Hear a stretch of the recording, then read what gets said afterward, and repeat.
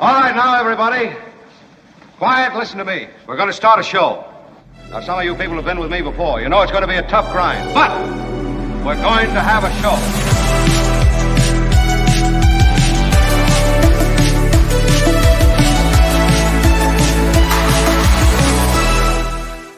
And greetings, America, and all of the various places to which our broad signal goes on this very disturbing but also uplifting day. I mean, it is both. We coexist with the disturbing and also the uplifting. What? I will share it all with you.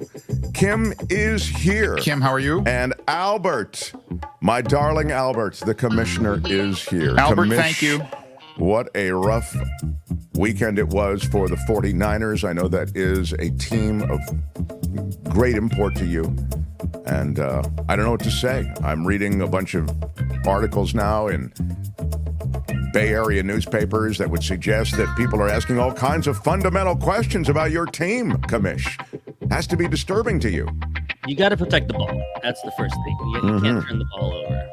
Yeah. And then we lost our kicker, and we were losing opportunities on small points. I think it just all added up. I think I think the loss of the kicker, which is sort of played down in hit pieces, I think that was kind of a big deal. It informed a bunch of decisions toward the end of the game. But anyway, Niners need some help, Albert. They need some help. It's a good thing we're not playing over the weekend this week, so maybe that'll be the change we need.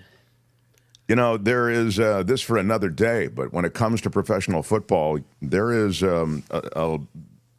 they've spread the games out now across the week, and there's a Monday night game, there's a Thursday night game, and then, of course, on Sundays, most of the teams play. But the reality is that these guys are crushing each other in violent hits, and it's very hard for the body to, A, endure those hits, and B, recover from those hits in short times. And you'll hear from NFL players, hey, the Thursday night football thing is a really bad idea. Good for the NFL, bad for people's bodies. And I don't know. I think the NFL's got some stuff to work out, but they continue not to work it out. They just continue to expand the brand, and it is the biggest brand in America. And now they've exported the brand to Europe and elsewhere. And I suppose it's on its way to being a substantial brand, at least a substantial brand. I wouldn't say it'll ever be the biggest brand because in Europe, soccer is the brand, and I think it's untouchable. But anyway, I don't know how I just think the NFL, if it really cares about its players, which it doesn't, but if it really does care at all about their well-being, they've got to rethink the schedule. So I'll just wrap that topic up by saying they're basically in mini car accidents every week, like just like their bodies have been through car accidents, and they play football every week. Crazy. Yeah, exactly. I was watching Stephen Colbert last night, and Kamala Harris made an appearance, and he asked her, who do you like more, the Philadelphia Eagles or the Pittsburgh Steelers? That's really funny. And she looked at him and she went, 49ers. Yeah. I'm like, that's right. Bay Area, really represent. Mm-hmm. Oh, that's so funny. I really do. I'm sorry, I'm just having a sip of the Coachella Valley coffee. You know, my physicians, and as you grow older, there are more and more physicians in your life. I feel as though I'm 3 or 4 birthdays away, assuming I make 3 or 4 birthdays. 3 or 4 birthdays away from most of the guests at my birthday dinner being doctors. That's the way I look at it. You know, my cardiologist, my urologist, my pulmonologist. Yeah, that's my general. Anyway, the point is, they suggested decaf coffee for me because of, which maybe you would have suggested, a long time ago. Why are you yelling? Yeah. So you know that Coachella Valley Coffee has something called half calf. Oh, I didn't know that. Uh-huh. Tell me about it. This is the Peruvian decaf, which is really good. But what is the half calf? Well, it's just half the amount, the normal amount of caffeine that they would put in that has half the amount of caffeine. So you still get some, you just don't get all. And I bought it because I thought, well, maybe that'd be good for my husband to have the half calf. And at first he looked at it askance, like, I'm not going to drink decaf. Like, what are you thinking? What's happening? I said, askance is a ding word. I'll have to take it. Go Thank ahead. you. Yeah. And I said, it's not decaf, it's half calf. So he gave it a shot, actually liked it. So there you go. Wow. You know, you think you don't want to, you drink it for the caffeine, you don't want to do anything different or shake things up. No, half calf works. I will tell you something. I've never really thought of myself, and then we're going to get into some serious news. I've got John Rothmann coming up. It's Wednesday, so It's the Planet Stupid, so don't worry that this is our little visit before we really get started. Don't worry, this isn't going to be what the whole show is. But Chit-chatting about coffee? Yeah. I never thought that I really drank coffee for the calf kick. Like, I didn't care, decaf, but I really noticed a taste difference when you went to decaf. It was a substantial taste difference, and it really bothered me. And I did drink coffee, and I do drink a lot of coffee. I love coffee, and I love the taste. And so, and maybe that's an acquired taste or whatever. My mother always had hot coffee. And then my mother always criticized me for drinking too much coffee, but she always had hot coffee available 24 hours a day, like it was a diner. It was weird. Like, you're criticizing me, and, you're pushing, you're the drug dealer, and you're criticizing me for being an addict. Anyway, the fact is, it is true, though, when you drink coffee, I used to just have coffee and a bunch of it and water in the morning. Till about noon, I wouldn't have anything to eat for a long time.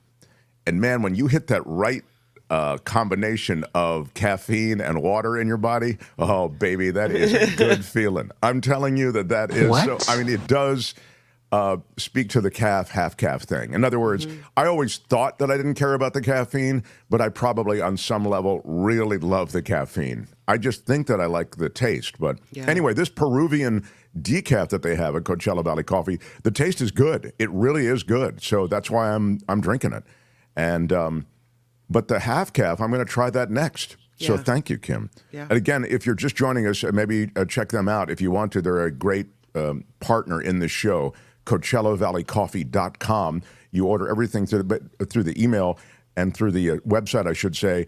All the tasting notes about all the beans. They are hand roasted. It is a boutique coffee place, and they fund a lot of female farms and female businesses. Women start these businesses across Latin America, across Africa, and the businesses have grown enormously, and they become great sources for Coachella Valley coffee. Were that the only thing they did, I wouldn't rave about them. Their coffee is the best I've ever tasted, and they have teas and a bunch of other stuff on their site. You've got to check them out. And it's, again, CoachellaValleyCoffee.com. And when you do go there and you do order something, use the discount code MARKT for 10% off at checkout. And it should be, I think, a better day and an uplifting moment in your life. So, The Mark Thompson Show. I wanted to, before I do, Mark, what days will you be performing at the Altadena Music Center? I'd like to support you. Will the Culture Blaster be there to review your performance? Okay, I'll just spend a quick minute on this. Southern California viewers and listeners, they asked me to I've never done this, put my voice on a performance of Guys and Dolls, because there's a scene where Nathan Detroit, lead character in the play, is speaking with this guy, Joey. He wants to have a crap game. You only hear the conversation on the phone, right? And since you only hear the Joey on the phone, they asked me to do the voice of Joey. Okay. So... Is this in a live play? No. I mean, I'm not going to do it live, but they said, will you record it? And I said, of course. I mean, I'm happy to do that. And so I did, and they've made a big deal out of it on KFI radio in Los Angeles, which is, that's why Luis is talking about it, just to explain the context. I had no idea. This is cool. I think it's coming up this weekend or something. I don't know. I think it goes from this weekend through next weekend. That's what I think that's the run, but or through the 20th, I think. Is it a big part? No. It's a small part. If it were a big part, I wouldn't do it. It's a small part. It's just me. It's my voice on the phone. It's almost laughable that Luis is commenting on it because it's like it's a throwaway in the play. But if you want to go there just to hear my voice, I'd suggest you rethink that. But if that's your jam, go for it. I don't necessarily. I'm sure the show will be fun. Guys and Dolls is a can't miss. But my role will be it's a maybe 40-second or 45-second thing. So, The Mark Thompson Show. More than 1,600 gas stations in Florida have run out of fuel. Residents in Hurricane Milton's path trying to evacuate. Officials saying that the state's reserves of fuel are falling because of panic buying. Drivers are topping off their tank. That happens often in these situations, and that can make these shortages worse. Hurricane Milton itself on track to make landfall on the Gulf Coast tonight. It'll be in the overnight hours, won't it, Kim? I think that's right. There it is. Albert has the storm path up for you. It is a Category 4 storm right now, I believe. Sustained winds near 130 miles an hour. And that's an immense and very dangerous storm system. Its path has wobbled a bit farther south than expected. And that's led to a shift in the forecast. So they now think that it makes landfall south of Tampa Bay towards Sarasota. 20 million people are under hurricane or tropical storm warnings despite frenzied efforts to clean up after Hurricane Helene. There are mounds of rubble, sheet metal, cinder blocks, large appliances. The streets of Florida, you've probably seen the pictures, lined with all of these pieces of debris of one sort or another. And those pieces of debris become dangerous projectiles when you have the winds of that velocity rolling through. Albert, you have a wrap package on the situation? Here's a little bit on the latest. Your home or business and safely evacuate the area. On Florida's west coast, a final push to prepare for Milton's arrival, with the powerful Category 5 storm closing in on major population centers. What is your message to people who didn't evacuate but maybe should have? They're on their own. Many appear to be listening. You think this is Tampa Bay's time? You think this is the one that's going to hit Tampa? I'd like to say no, but it could be. With long lines of traffic heading out of town and many gas stations running out of fuel, entire neighborhoods now appear largely deserted. You could get another house and material things. You can't get another life. But the streets in Gulfside beach towns and up and down Florida's west coast are filled with massive piles of debris left behind by Hurricane Helene. Debris that can turn destructive because of Milton's powerful winds and storm surge. County workers who have been working around the clock to clear it now say they've run out of time and manpower to do much more. So people should assume that the debris piles they see out there, they're probably going to be there for Hurricane Milton. Yes. That's gotta trouble you. It definitely does. Milton's stunning scale apparent in this view from space. Its powerful winds shaking up a team of hurricane hunters flying through the storm. President Biden canceling a planned overseas trip in order to focus on the storm. This could be the worst storm hit Florida in over a century. Even inland cities like Orlando expected to be impacted. Disney and Universal both closing their theme parks early today. Tropicana Field, home of the Rays, has been transformed into a massive base camp for first responders. While local shelters are filling up, as folks like Tampa resident Jennifer North and her daughter Liliana hunker down to ride out the storm. A shelter wasn't really something I was considering until I started asking friends, why is a shelter more safe than home? Okay. And when I learned why, that helped to make my decision. And the storm is so powerful, you're not going to take any chances. Yeah, I'm not going to take any chances. Okay. Now, you heard that county official in our report there saying they're not going to pick up most of the debris piles that surround Tampa. I asked her why. She said there was not enough time. Less than 2 weeks before Hurricane Milton came in, plus workers and contractors themselves started evacuating. They're going to keep picking up piles up until maybe later this afternoon when those tropical storm wind gusts start to hit Tampa. Wow, I asked her how much they picked up. Savannah, she told me about 5%. All right, thank you. I mean, it was encouraging and amazing that they're going to still stay at it, picking up a lot of that debris until late this afternoon. It's discouraging to hear that they've only picked up 5%. So it's going to be a mess following Milton. And, you know, this is the other side of this is the other big lie that's being told. I mean, it is a shameless group of GOP leaders, lead among them Donald Trump, who initiates and then perpetuates a lie about FEMA and government relief. Underpinning all of it, of course, is politics. But even underpinning it more for the GOP, for those who think it through, and this is not Trump. Trump just wants the short-term gain that he gets from running down the Kamala Harris administration. Or as he calls her, Kamala Harris. Is that that's what he says, yeah. Yeah. But more to the point, they want to run down your faith in government. Now, there are all sorts of reasons to be tough on government. Government can let you down in many ways. Government is filled with bureaucracy. Government is laden with a lot of steps you have to go through often when seeking relief or seeking government help. But it's also an efficient instrument to handle serious emergency situations of the sort that we've just seen.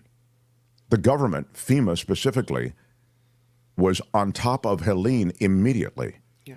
They were immediately dispensing money for short-term expenses. That's where that whole $750 thing came from. That wasn't the entire amount you're going to get from the government, but that was to help you through short-term needs.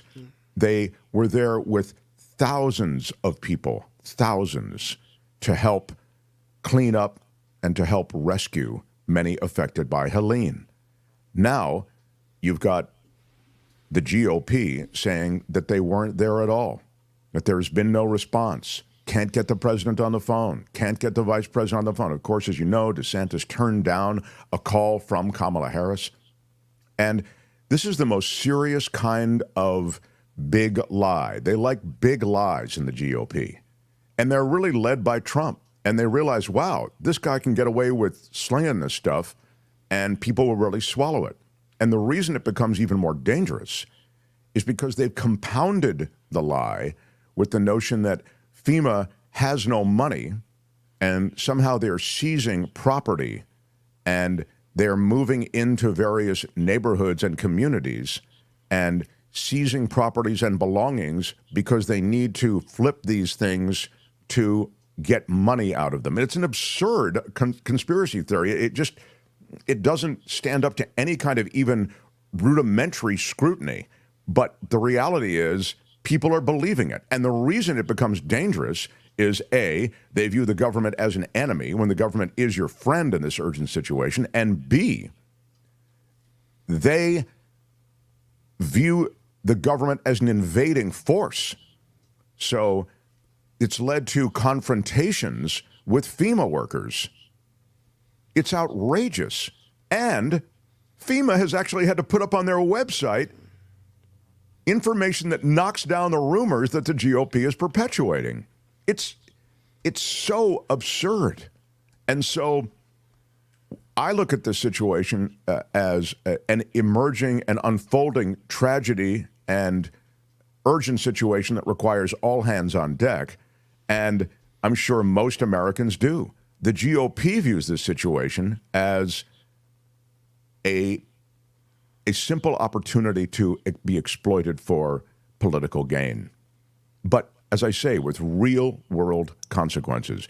I haven't seen this, Albert, but I sent you, because it just happened minutes ago, Joe Biden, the president, spoke about what I'm talking about Donald Trump's perpetuation of this lie and disinformation around FEMA. I just sent it to you, Albert. If you can just grab it, I'd love to run it, and I'll watch it with you. I haven't seen it either.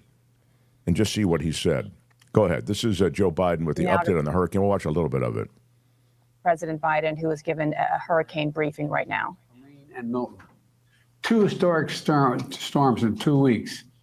I want to thank everyone was follow local guidance to evacuate ahead of the landfall. I know it's really tough, leaving behind your home, your belongings, everything you own. But I urge everyone in Hurricane Milton's path to follow all safety instructions as we head to the next 24 hours. It's literally a matter of life and death. Second, for the last week, my team has done everything possible to prepare for this storm. I immediately approved emergency declarations in Florida and the Seminole Tribe in Florida. I also surged search and rescue teams, water, food, power generators, ambulances to the region. In my direction, Administrator Criswell will be in the State Emergency Operations Center in Florida tonight. And Kamala and I are going to keep pressure on the companies so prices stay stable on gasoline, flights, and goods people need. Finally, we're teaming up with state and local officials to support impacted communities. I spoke with the Florida Governor DeSantis, with Mayor Tampa Castor, the Tampa Mayor, the Clearwater Mayor, Rector, and the Pinellas County Chairwoman Peters. I offer them everything we need, everything we have, everything they need. And I made it clear to them they should reach out if there's anything more they need. I gave them my personal phone number here at the White House to contact me directly if that's necessary. Let me close with this. I want to thank the governors of all the affected areas over the last couple weeks. Florida, North Carolina, South Carolina, Georgia, Tennessee, Virginia. We've been in constant contact, and they've been very thankful and appreciative of the help the federal government is providing. And I'm appreciative of all they're doing as well. I've told them to contact me with anything else they need. We have made available an unprecedented number of assets to deal with this crisis. We're going to continue to do so until the job is done. But now I want to be clear about something. For the last few weeks, there's been a reckless, irresponsible, and relentless promotion of disinformation and outright lies that are disturbing people. It's undermining confidence in the incredible rescue and recovery work that has already been taken and will continue to be taken. And it's harmful to those who need help the most. There is simply no place for this to happen. Former President Trump has led the onslaught of lies. Assertions have been made that property is being confiscated. That's simply not true. They're saying people impacted by these storms will receive $750 in cash and no more. That's simply not true. They're saying the money is needed for this crisis is being diverted to migrants. What a ridiculous thing to say. It's not true. Now the claims are getting even more bizarre. Congresswoman Marjorie Taylor Greene, a congresswoman of Georgia, is now saying the federal government is literally controlling the weather. We're controlling the weather. It's beyond ridiculous. It's got to stop. Moments like this, there are no red or blue states. There's one United States of America where neighbors are helping neighbors. Volunteers and first responders are risking everything, including their own lives, to help their fellow Americans. State, local, and federal officials are standing side by side. Let me repeat, no one should make the American people question whether their governments will be making sure that this disaster when it strikes, they'll be there. We will, all of us. I'm going to turn it over to Vice President Harris. That's okay with all of you. I'm going to thank the president for those remarks. Seems on point. Covered some of what we talked about. I am not. I will say one thing. I mean, boy, how old is he again? 82? What is he, Albert? 82? Anybody? I think he is 82. Yeah. Yeah. Okay. He's 82. 81. Yeah. He is turning 82 in November. Thank you, Albert. Yeah. The fact is, you couldn't get me. I mean, if I'm alive at that point, I certainly hope I am. I know, he's slurry and he's always the way he has been on some level, but it's gotten worse because of his age. I see him and go, man, guy looks good though for 81. Got to say, I mean, really, I'll be in a bathrobe from 75 to the end of my life. Okay, that is where I will be.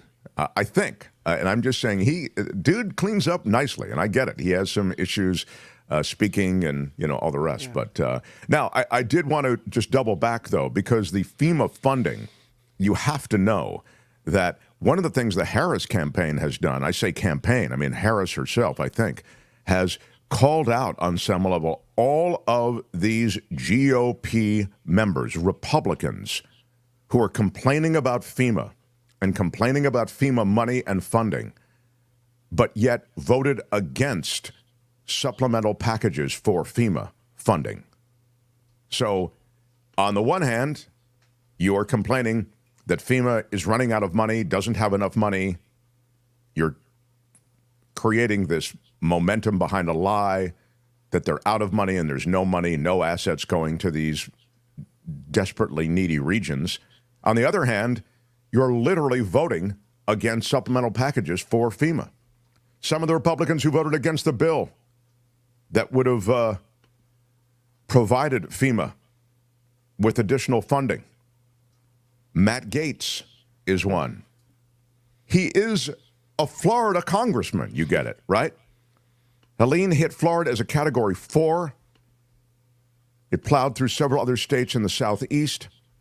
That devastation could cost up to $160 billion.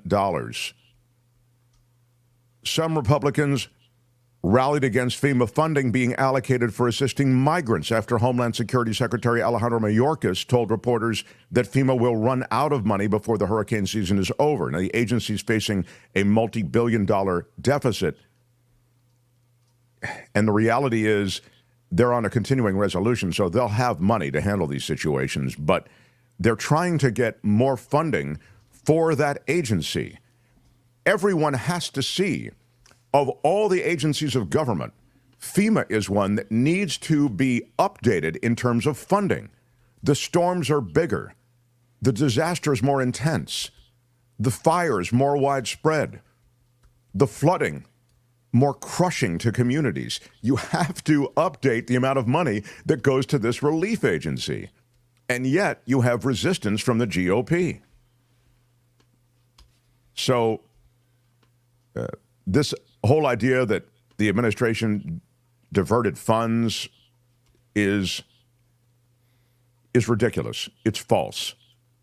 There is no money that was earmarked for any of this disaster relief that's being diverted to migrant relocation or whatever.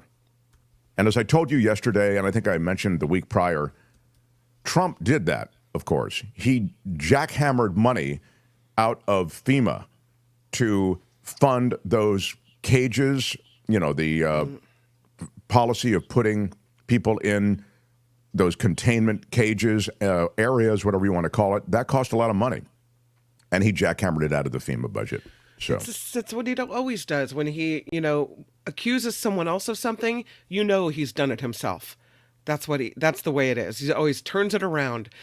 I mentioned earlier that Kamala Harris was on Stephen Colbert's show last night, and they talked about the lies being told about FEMA and the hurricane.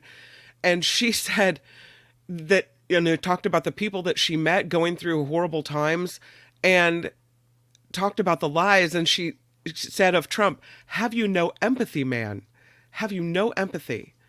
And that's really what it is.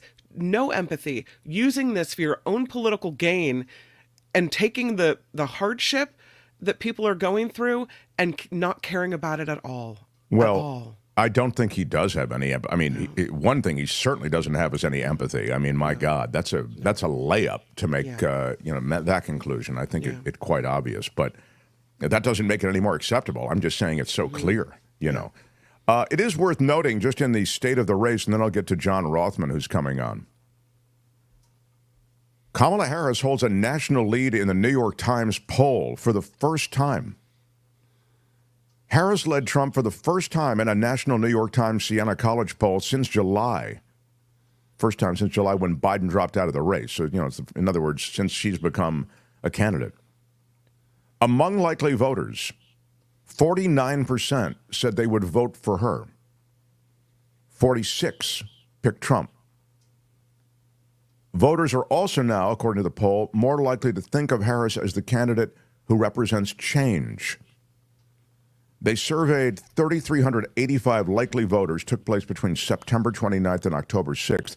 It made big news because she has trailed in this poll all along. And now for the first time, she has taken the lead. Again, it's a national poll, so it is not the swing states. And, of course, that's how we do stuff here. I'm going to play a couple of ads for John Rothmann to get his comments on that, and we'll continue to talk about the state of the race. But that's a little overview on the hurricane and the relief effort. Love to integrate your thoughts on this as well. Yeah, I know you made it's clearly this is virtually a dead heat. Phineas says market's still too close. 3% is within the margin. Yeah. And Scott says, wow, now you are a star of TV, radio, screen, and stage. Scott Rittenberg, I'm upping my annual Mark T fan club dues. Thank you very much for the which one do you use, Mark Thompson? Yeah, right. I mean, it is true. I've done television shows, and just my voice has been on television shows. I mean, major stuff. Motion picture, many commercials, never on stage before. This is actually something that I should be very excited about. Do you know who I am? I'm kind of a big deal. Irony, says Luis. The same people criticizing government and FEMA will gladly accept Democratic help and then go right back to promoting misinformation about Democratic government and FEMA. Yeah. I think that's exactly right, Luis. Well, we've seen it in the infrastructure package. The infrastructure projects dropped on red states have helped them immensely. The GOP legislators railed against it when Biden was putting together that transformative package. But now they're peacocking about it, about their new bridge, about their new reservoir, about whatever it is. All that infrastructure money came from a Democratic administration. Trump talked about it for a long time. You know, he had his infrastructure week. I've got a great package coming. It's coming in the next couple of hours. Wait, I've left it in my other pants. It's coming next week. It'll come in 2 weeks. It's coming soon. You're not going to believe how great the package is. But Biden actually got it done.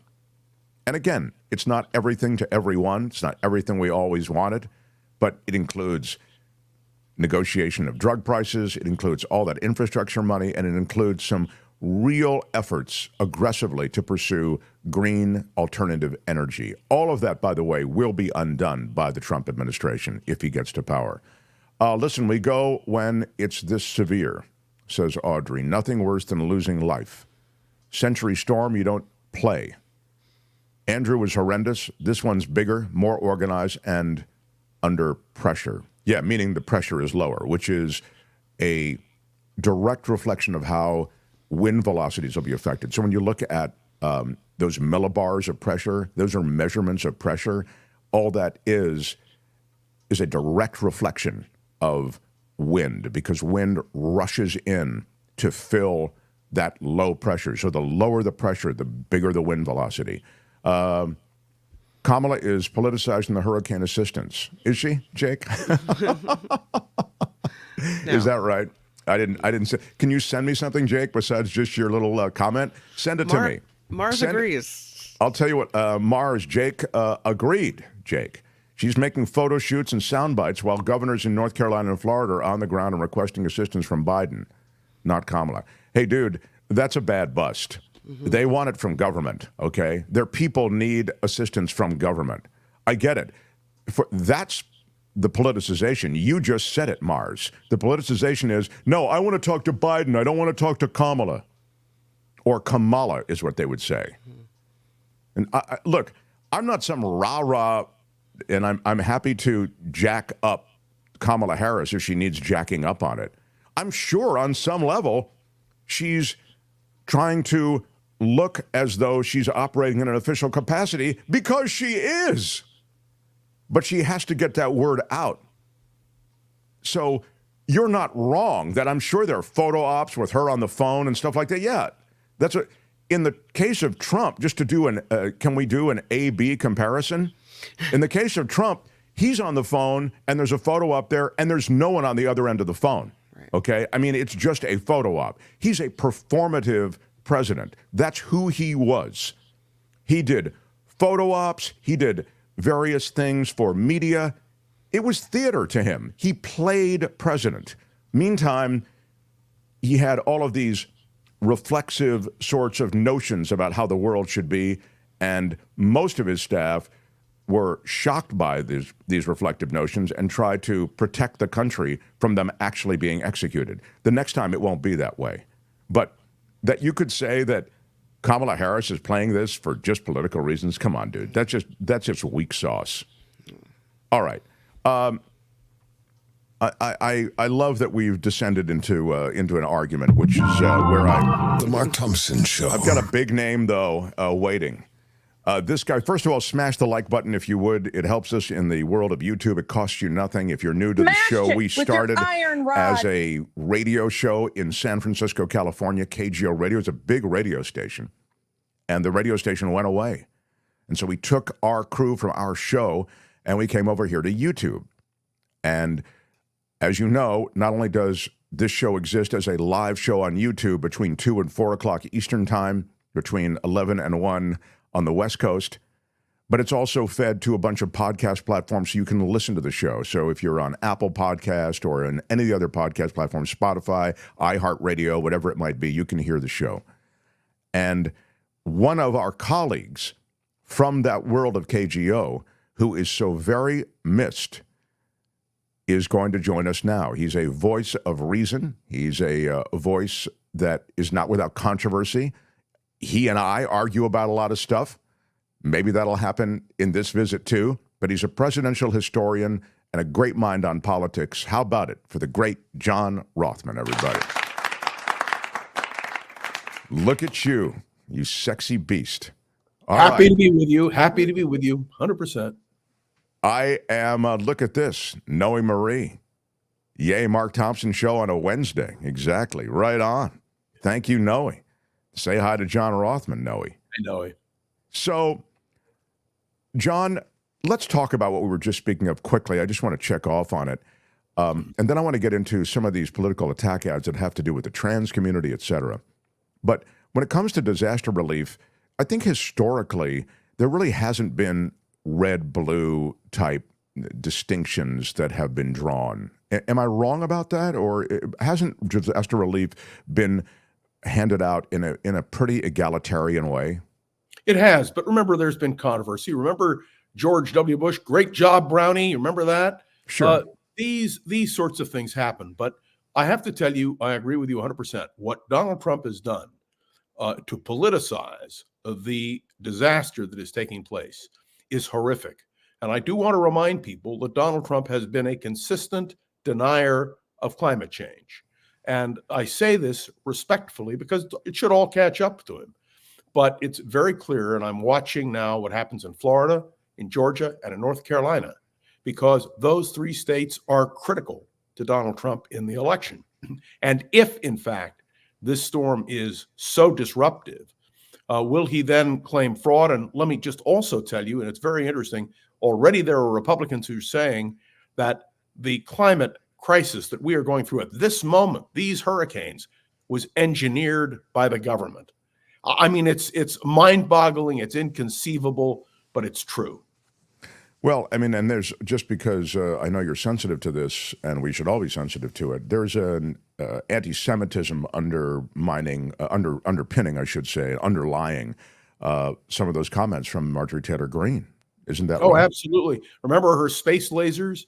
That Jews were responsible for the forest fires. I mean, all I can tell you is it is, to me, profoundly disturbing. And what is more disturbing when I see the polls is how half of America, almost half of America, can accept this kind of nonsense and brush it off as if it doesn't matter. It does matter. I want to ask you about the state of the campaigns as we get to the finish line. Albert, can you play? What do we have? What do we have up, Albert? What do you have ready to go?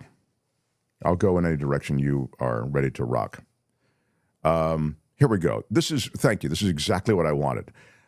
They are going real hard on trans rights and actions on the part of Kamala Harris to support the trans community. This is a wedge issue culturally, and they are really going hard after it. Let's watch this ad. Go ahead, Albert, please. Supports taxpayer-funded sex changes for prisoners. Surgery.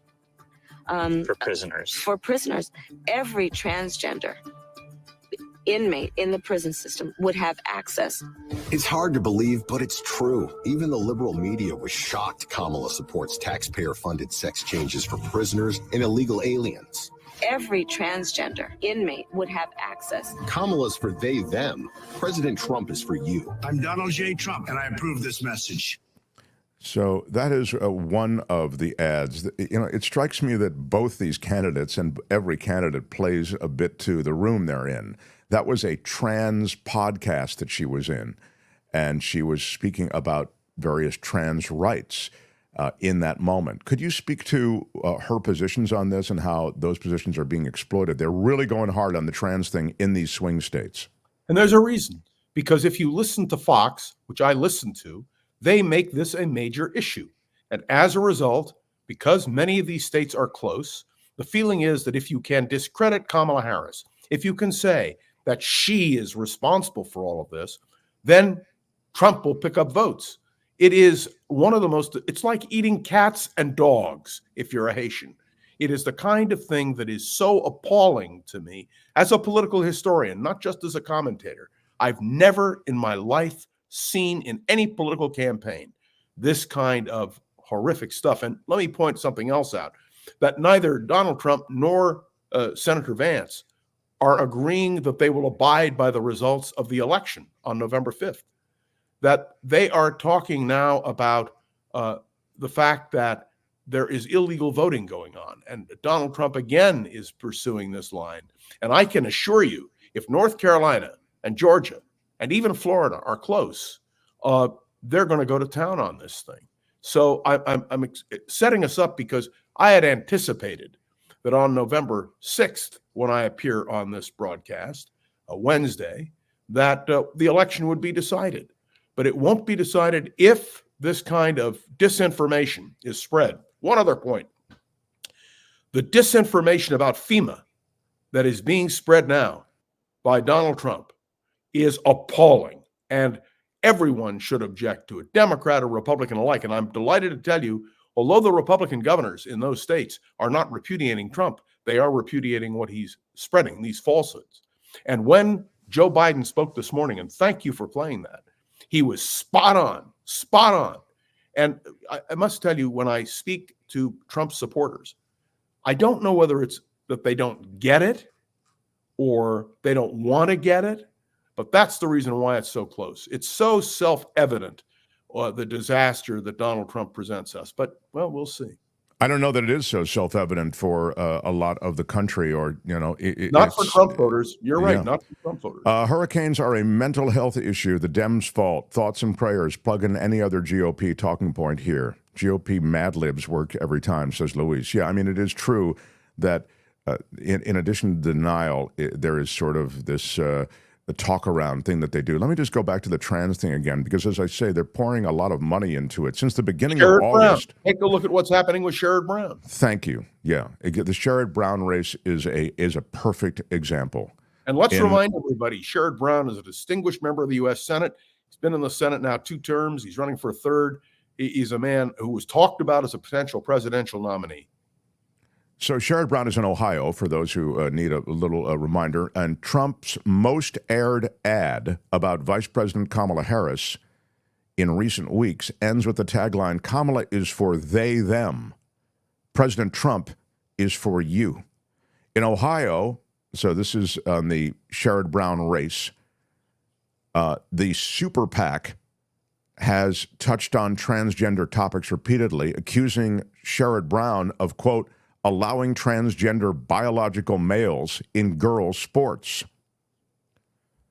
And, you know, again, Brown this is a big issue on Fox. Do you understand? This is what they talk about on Fox. Many people listening to this program don't listen to Fox. I do. In Montana, 5 ads have deployed similar lines about transgender women in sports and bathrooms as Republicans press the case against Senator John Tester. That's another endangered Democrat who's up for re-election. And they're saying he's too liberal for this heavily Republican state.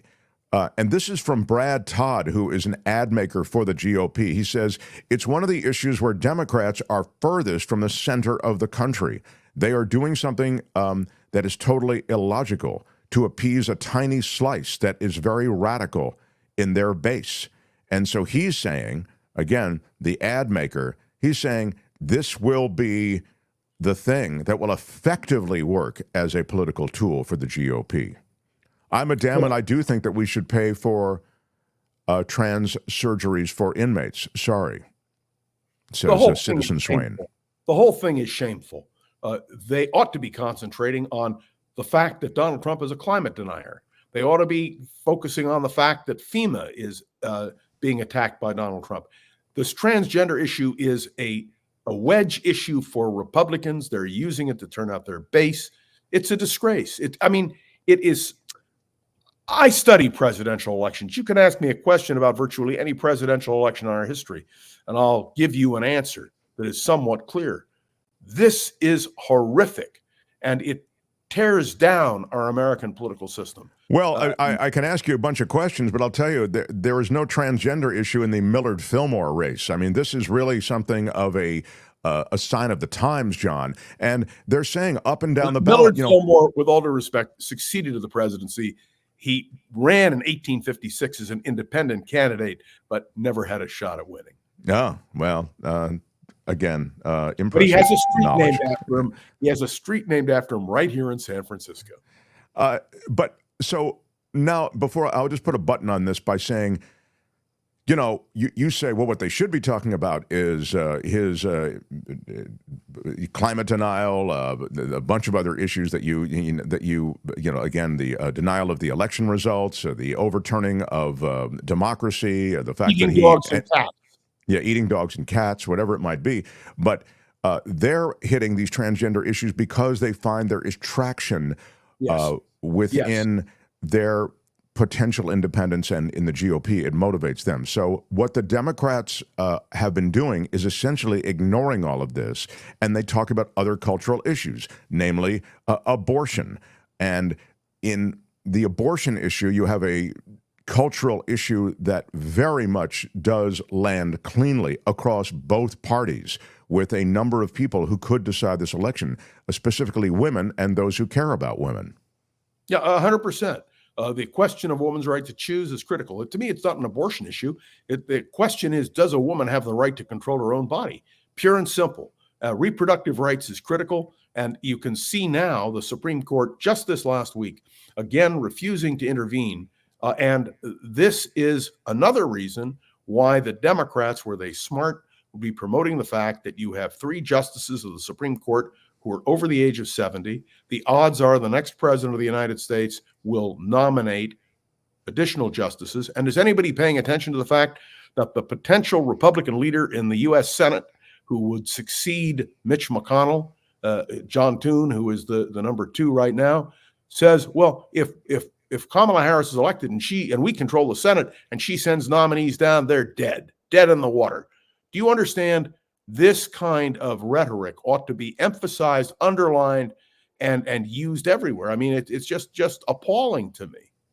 Well, I mean, it's more than just rhetoric. They do let various nominations sit there. If they have control of the Senate, John, there will be what happened to no advancing of any kind of. Yeah, exactly. Merrick Garland's a great example. Yeah, in the Supreme Court. Go ahead. And just because you're on it or you touched on it, the federal judiciary is populated by many Trump appointees. I mean, he was much more aggressive, and I think they've tried to be aggressive within the Biden administration in the appointment of judges, federal judges. But the reality is that Trump was able to get more done in that area, and that is increasingly where laws are made and where culture is defined in this country, don't you think? Who controls the Senate is who gets the word on the judges. And so that's why for the Democrats, controlling the Senate is so critical. If you had a Trump presidency and a Republican-controlled Senate, we would have, I must tell you, a disaster in the federal judiciary. So these are all issues that need to be played up. But remember, we now have only 4 weeks to go. 4 weeks from today, we'll be talking about the results of the election. So it's important that these issues be raised. One other quick point. CNN has given Kamala Harris and Donald Trump until tomorrow to agree to appear in another debate. Most people are not aware of that. Tomorrow is the deadline. Kamala Harris immediately said yes. Trump appears that he will not say yes, which means we will not have an opportunity to see them. And that's a CNN debate, not Fox, CNN. Yeah, that is a put up or shut up kind of thing that they're saying toward Trump. It's like, stop with the dance. Maybe I'll do it. Maybe I won't. Either you'll do it or you won't. And You've got one day to decide. He's saying he won't do it. Yeah, he's saying he won't. But there's also been, sure. We have debates that have taken place as late as October 28th in advance of a presidential election. Look, he doesn't want to debate because he knows that really he struggles. And the other fraud that's being perpetuated, and I think, frankly, Kamala Harris stepped into the hole when she did the 60 Minutes interview, although I guess that's what you have to do, is this idea somehow that he has been sitting for interviews and he's out there and is transparent while she has not. I mean, the reality is he calls in, and we've made this point repeatedly, into Fox and Friends. He goes on Sean Hannity and Laura Ingraham and Jesse Waters and all those guys, that murderer's row of propaganda. He goes into it and he'll get the back rub from all of them where they it's sort softball. of... It's softball. No hard interviews. I don't even think there's a ball being thrown. I know you want to cover other things, but I want to say something because we just observed the first anniversary of the disaster that took place in Israel. I want to point out to you that Donald Trump is politicizing this issue as well. He is saying that if he loses the election, and maybe Albert can pull up the sound, if he loses the election, it will be because of the Jews. And I want everyone to be aware that this kind of trope, this anti-Semitic, Jew-hating trope, is dangerous because if Trump loses the election and if the MAGA Republicans look for a scapegoat, the Jews will be right up there because of Donald Trump's own words. Oh, you mentioned what's going on in the Middle East, so let me just follow up with you on that. There is an increasingly hot war going on in Lebanon with Hezbollah. Hezbollah controls Lebanon. Hezbollah is Lebanon, in my judgment. And they were probably the most sophisticated terrorist organization in terms of armaments, in terms of organization, military, et cetera, in the region. They've been decapitated by the Israelis pretty effectively. You follow this stuff more closely than do I.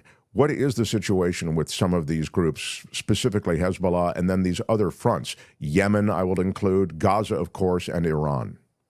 The pagers blew up. The walkie-talkies blew up.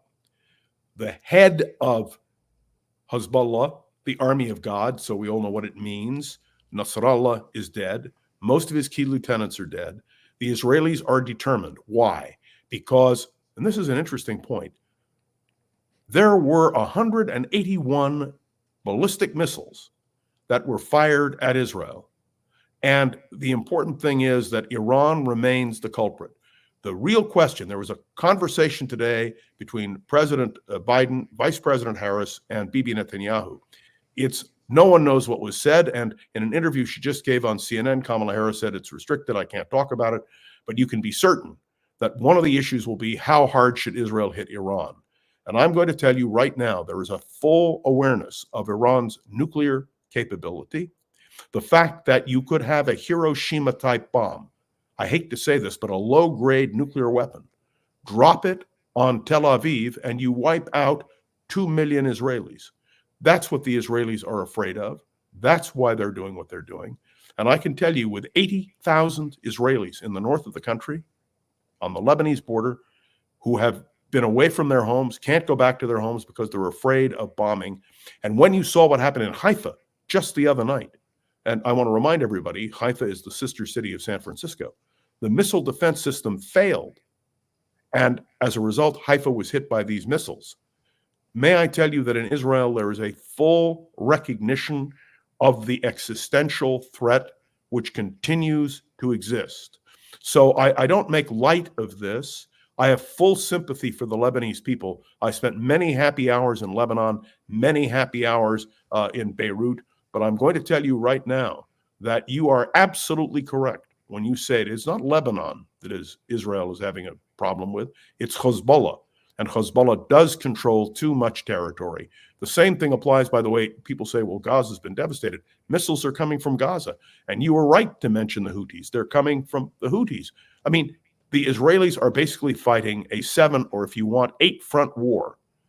Not to mention, and I do want to mention this, the tremendous hatred of Jews which has emerged, not only in Europe, but sadly right here in the United States, including a major author who has just put out the biggest bunch of bunk I've ever read in my life, saying he'd never been there before, but this is what he noticed. So I'm pointing this out to you. I'm pointing this out because this is a dangerous time. By the time I am on with you next week, there will be an attack directly by Iran on Israel. The Israelis are ready for it, and the Israelis are getting ready to respond with full vigor. So this is just the beginning of what I regret to say is a tragedy for so many innocents who are made victims by this radical Islamic point. One other quick point. Somebody asked me, would a two-state solution solve the problem? The answer is no, and the answer is because Hamas doesn't favor a two-state solution. Hezbollah doesn't favor a two-state solution. The Houthis don't favor a two-state solution. And I can tell you the Iranians don't favor a two-state solution. The goal of these radical forces is the destruction of Israel. And I can assure everyone, whether you are pro or against, whatever you think of the war, the Israelis are not going to roll over and play dead. Well, if the two-state solution or a negotiations and navigating toward a two-state solution won't solve the problem or help the problem, then John, I'm really downcast about the future of the region. I mean, I don't see how you have a thriving region given these kinds of hostilities, and you've suggested the hostilities are going to become even more amplified over the next week. Correct. 100%. Now, how do you ultimately succeed? The Israeli position is to decapitate the forces that would destroy them.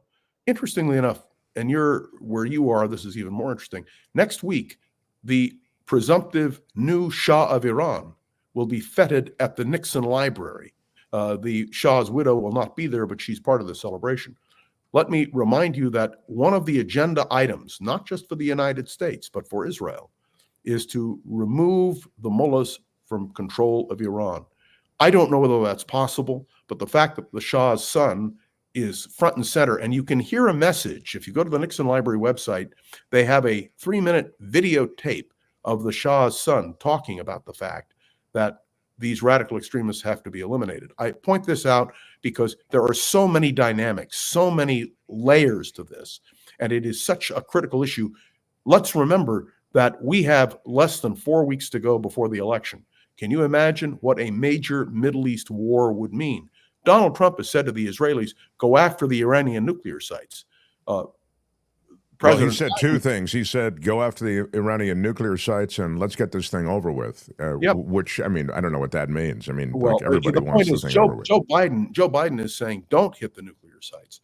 And the whole issue now is, in the end, the Israelis are going to do what they think they have to do. By the way, Biden wants de-escalation without question, but I want to just speak about, you talk about the Israelis. I mean, the Israelis and Benjamin Netanyahu are two different things. Exactly. Isn't that true? Yeah. Yes, 100%. And you will notice that's how Kamala Harris responded during her 60 Minutes interview. She was asked directly about Netanyahu. She says, our alliance is not with a prime minister. Our alliance is with Israel. The alliance between the United States and Israel is firm and strong. And she made clear that she considers the number one enemy, the number one concern has to be Iran.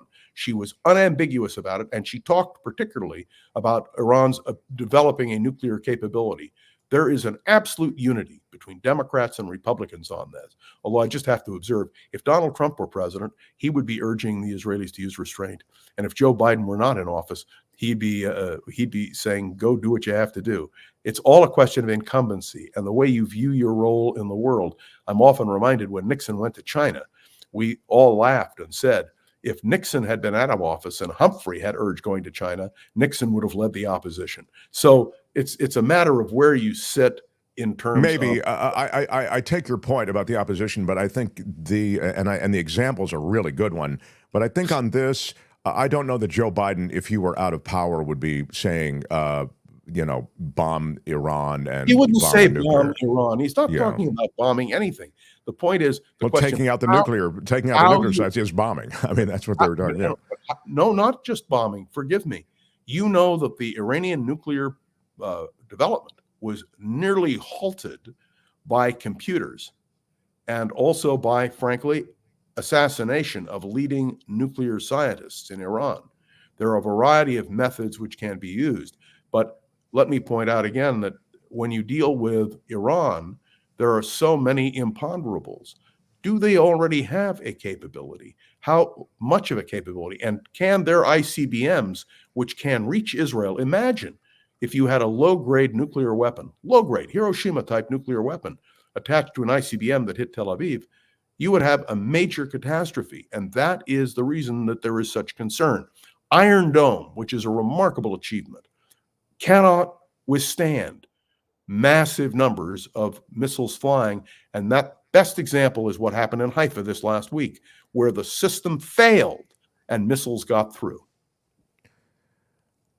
In this last dash to the finish line when it comes to this election, are there any issues? The more you talk, the more I feel like, wow, I think both candidates, in an attempt to be, fair about things, I would say both candidates need to avoid certain situations. Nothing seems to stick to Trump. I mean, I've looked at the last month or so. If Kamala Harris had pulled out of the 60 Minutes interview, do you know the kind of hue and cry we would hear about it? I mean, the mainstream media, for all of this stuff about them being lefties and all the rest of it, they're all over Kamala Harris like a bad smell about not doing sit-down interviews. I told you, and on this show, I said it. You know who wants her to do sit-down interviews? People who do sit-down interviews. That's who wants it. But if you say it enough and it gets out there, then it gets into the body politic. And it's like, yeah, I don't know enough about her. How come she doesn't do interviews? It's he does all these absolute interviews. rubbish. It's the same disinformation you're seeing now with FEMA. Let me point out to you that Donald Trump only does, as you just pointed out, set up interviews. There's no, that's why he wouldn't go on 60 Minutes. He does friendly interviews, exactly. And the other thing, John, just not to cut you off, but that fact-checking, it was for J.D. Vance and it was for Trump, a deal buster. Like, I thought you weren't going to fact-check us. And one of the reasons he said he didn't want to do 60 Minutes is because they were fact-checking. He said that out loud. Like, why would that be? Oh, so you don't want to be fact-checked? Well, I mean, what does that say about what you're saying? What does that reflect? Can I ask, I would like, Albert, there is one ad that has come out which features Mike Pence, John Bolton, and two other former officials of the Trump administration, all saying that they consider Trump to be unfit to be president of the United States. If you can get that ad. Yeah, we've shown it before. The people who served in his administration who say he's unfit. I have two things to say about that. Number one, how dare you come on my show and, bark out to Albert things that you want. Why are you yelling? He is not your producer. I cannot believe this. Whoever is producing this thing has no idea what they're doing. You have a guest on the show. He comes on my show and he goes, Albert, find something. It's a video. It's John Bolton, and then he barks out a bunch of other orders. How dare you come on here like this? I agree. I am impertinent at very. Thank you. Impertinent. Seriously, what the? Yeah. Impertinent, isn't that a ding word?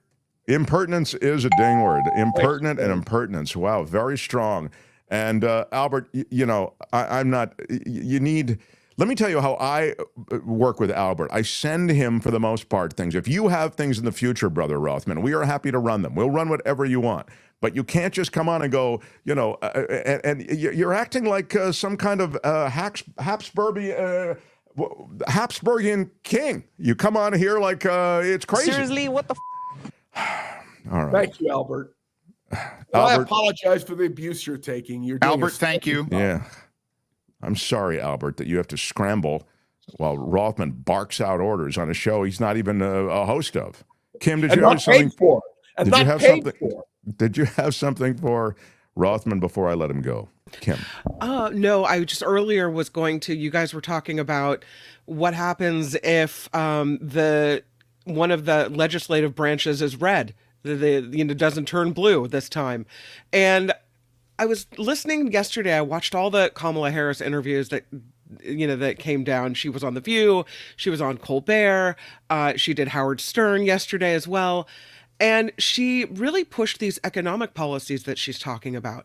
You know, she's going to give home buyers, first-time home buyers some assistance, small businesses some assistance. She wants to pay for home health care to give families and caretakers some assistance there. And when asked how she was going to pay for it, she talked about, you know, making the wealthy pay their fair share and corporations pay their fair share. And all that's great, but she can't do any of that unless she gets votes from Congress, right? And if 100%. Yeah, and so none of the things that she's promising or her ideas can't be put into place unless the folks that control the purse strings vote along with her, and I don't know how likely that is. It depends on who controls Congress. Look, I'm going to make a prediction. I'm going to stick my neck out. I think that the Republicans are going to lose control of the House. I think the Democrats are going to control the House. But in the Senate, there's a problem. And we could talk about the fact that Tester in North Dakota is a very close race. That he's going to lose. Cruz, it's close, but he's been on the wrong end of the polling for months. Ted Cruz is now behind in some polls in Texas. That has tremendous implication. So let's just set it up for a moment. Whoever wins the presidency is going to nominate justices for the Supreme Court. Please take a look. That's the United States Senate that votes yay or nay. If the Republicans control the Senate, it will be a huge problem for Harris, and it will be a great bonus for Donald Trump. So if most people don't think about control, in the House of Representatives, it's a whole different matter because they have the power of the purse, but they don't vote on judges. So it's a dichotomy in American politics. And this is the point I was making before, that if you really want the federal judiciary, you must have the Senate. On all those races you've spoken of in the Senate, you know that the Democrats trail, and it's very likely the Democrats will lose the Senate and win the House. So that's really where the state of the race right now. There's nothing happening that would likely change that. Well, you never know. We've got 4 weeks to go. But I'm just saying, well, I'll put it this way. If things maintain where they are now, and as you pointed out, a bunch of stuff could happen. I mean, and the Middle East may be a chief among them. And this disaster in a few hours is going to have a huge impact. Can you imagine? Let me just point out, I talked to a buddy of mine in Florida today, and I said, Trump is going to carry Florida, right? He said, well, you know, John, it depends. If this storm is that big, and if the Haitian community organizes and votes against Donald Trump, Florida could get into the mix. Now, who knows? I mean, this is just one political observer, but my point to you is there are so many imponderables at this moment, and that's why, to be honest with you do such a great job on this program. Oh, I'm not paying you a compliment. Well, I love how you stuck the landing. Very nice with the compliment. I will say, just to put a specific on what John's talking about, southwestern Florida, people should know, is a traditionally GOP area. Southwestern Florida is a part of the state that will be very hard hit from this incoming system. So again, this is an emerging human tragedy, and we're watching it from that standpoint. But if you look at it purely politically, the southwestern part of the state may have issues regarding voting, because if there really is the devastation that many are talking about, I'm talking about experts are speaking of, you may have problems cobbling together any kind of voting. People will leave the state, for example, because they've already evacuated or whatever may happen. So you end up in a situation in Florida with a different demography than you typically have. That's what John's talking about. So it's really an interesting situation there. I was asked this morning, if there is a real disruption, can you hold the election on a separate day? And the answer is no. It would require an unbelievable movement that's never happened before. And you will remember that in the year 2000, in the Gore-Bush thing, there were people who said, well, Florida should vote again. Do you remember that? And the answer was no, not a chance. So there are a lot of implications. When you dig down into this and you talk about American politics, the Electoral College, voting for all this stuff, it's fascinating and it raises so many questions. And I'm only sorry that we are not still on KGO. I would remind you, it was exactly 2 years ago that experience ended, because this is something, Mark, if you and I were still 7 days, 5 days a week, crossing paths, we'd be emphasizing. So people should know, and I want to say this again, what a service the Mark Thompson program here is, and it needs to be supported because heaven forbid it should vanish. So Mark, you have my full support and confidence, even if you're not always right.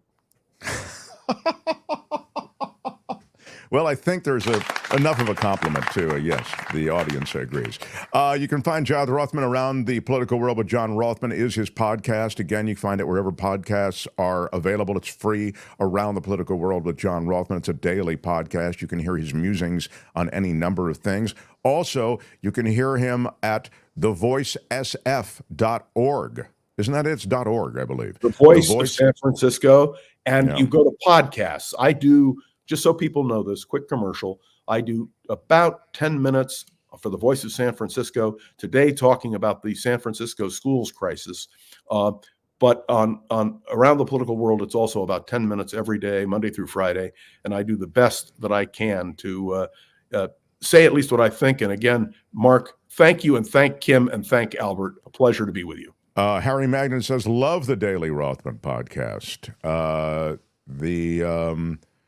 Do I feel Rothman money donation coming, asks No. the Trick Era. No, it's tough to jackhammer money out of Rothman. You know, he's big with the words and big with the pronouncements, but when it comes down to the dollars and cents, can't really That would find make his way. no sense at all. Yeah, I don't there- charge for my podcast. But Right, I believe he in does. supporting. He shows I up believe- here for free, which is enough of a And contribution. I do so. believe in supporting Mark, and I believe in Yeah. supporting Kim, and I believe in supporting Albert. So keep up the good work. All right, a lot of love I for have, you here. Oh, wait, but Oh, before go you ahead. before you go, we got a super chat yesterday asking if we could ask you a question. Oh, and I yes, took a thank picture you. of it. And so here it is from Lori Dolly.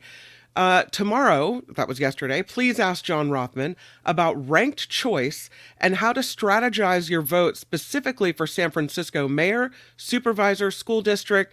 Thanks, and hope the cash is an incentive to ask John Rothman the question. Will you give me 1 minute? Can I take 1 minute, Mark, to do this? Yes, please First of do. all, Go for I it. We need oppose that ranked answer. choice voting, but it is the system we have.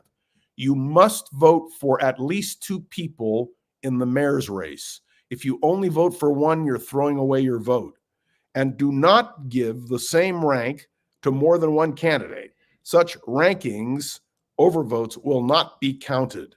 And do not mark the same candidate more than once. Somebody said to me they were for candidate X. What if I just marked them all? No. You'll throw your vote away. I was asked last night, who will win the mayor's election? I have no idea, because it is not a head-to-head contest. It is ranked choice voting. And you all understand, in San Francisco, you can vote for up to 10 people for mayor. They recommend that. I'm telling you, there are 5 key candidates. Do rank them. It's very important. And maybe, Mark, before the next week, and next week we can do it for a few minutes, just on this ranked choice voting thing, because I just got my ballot in the mail.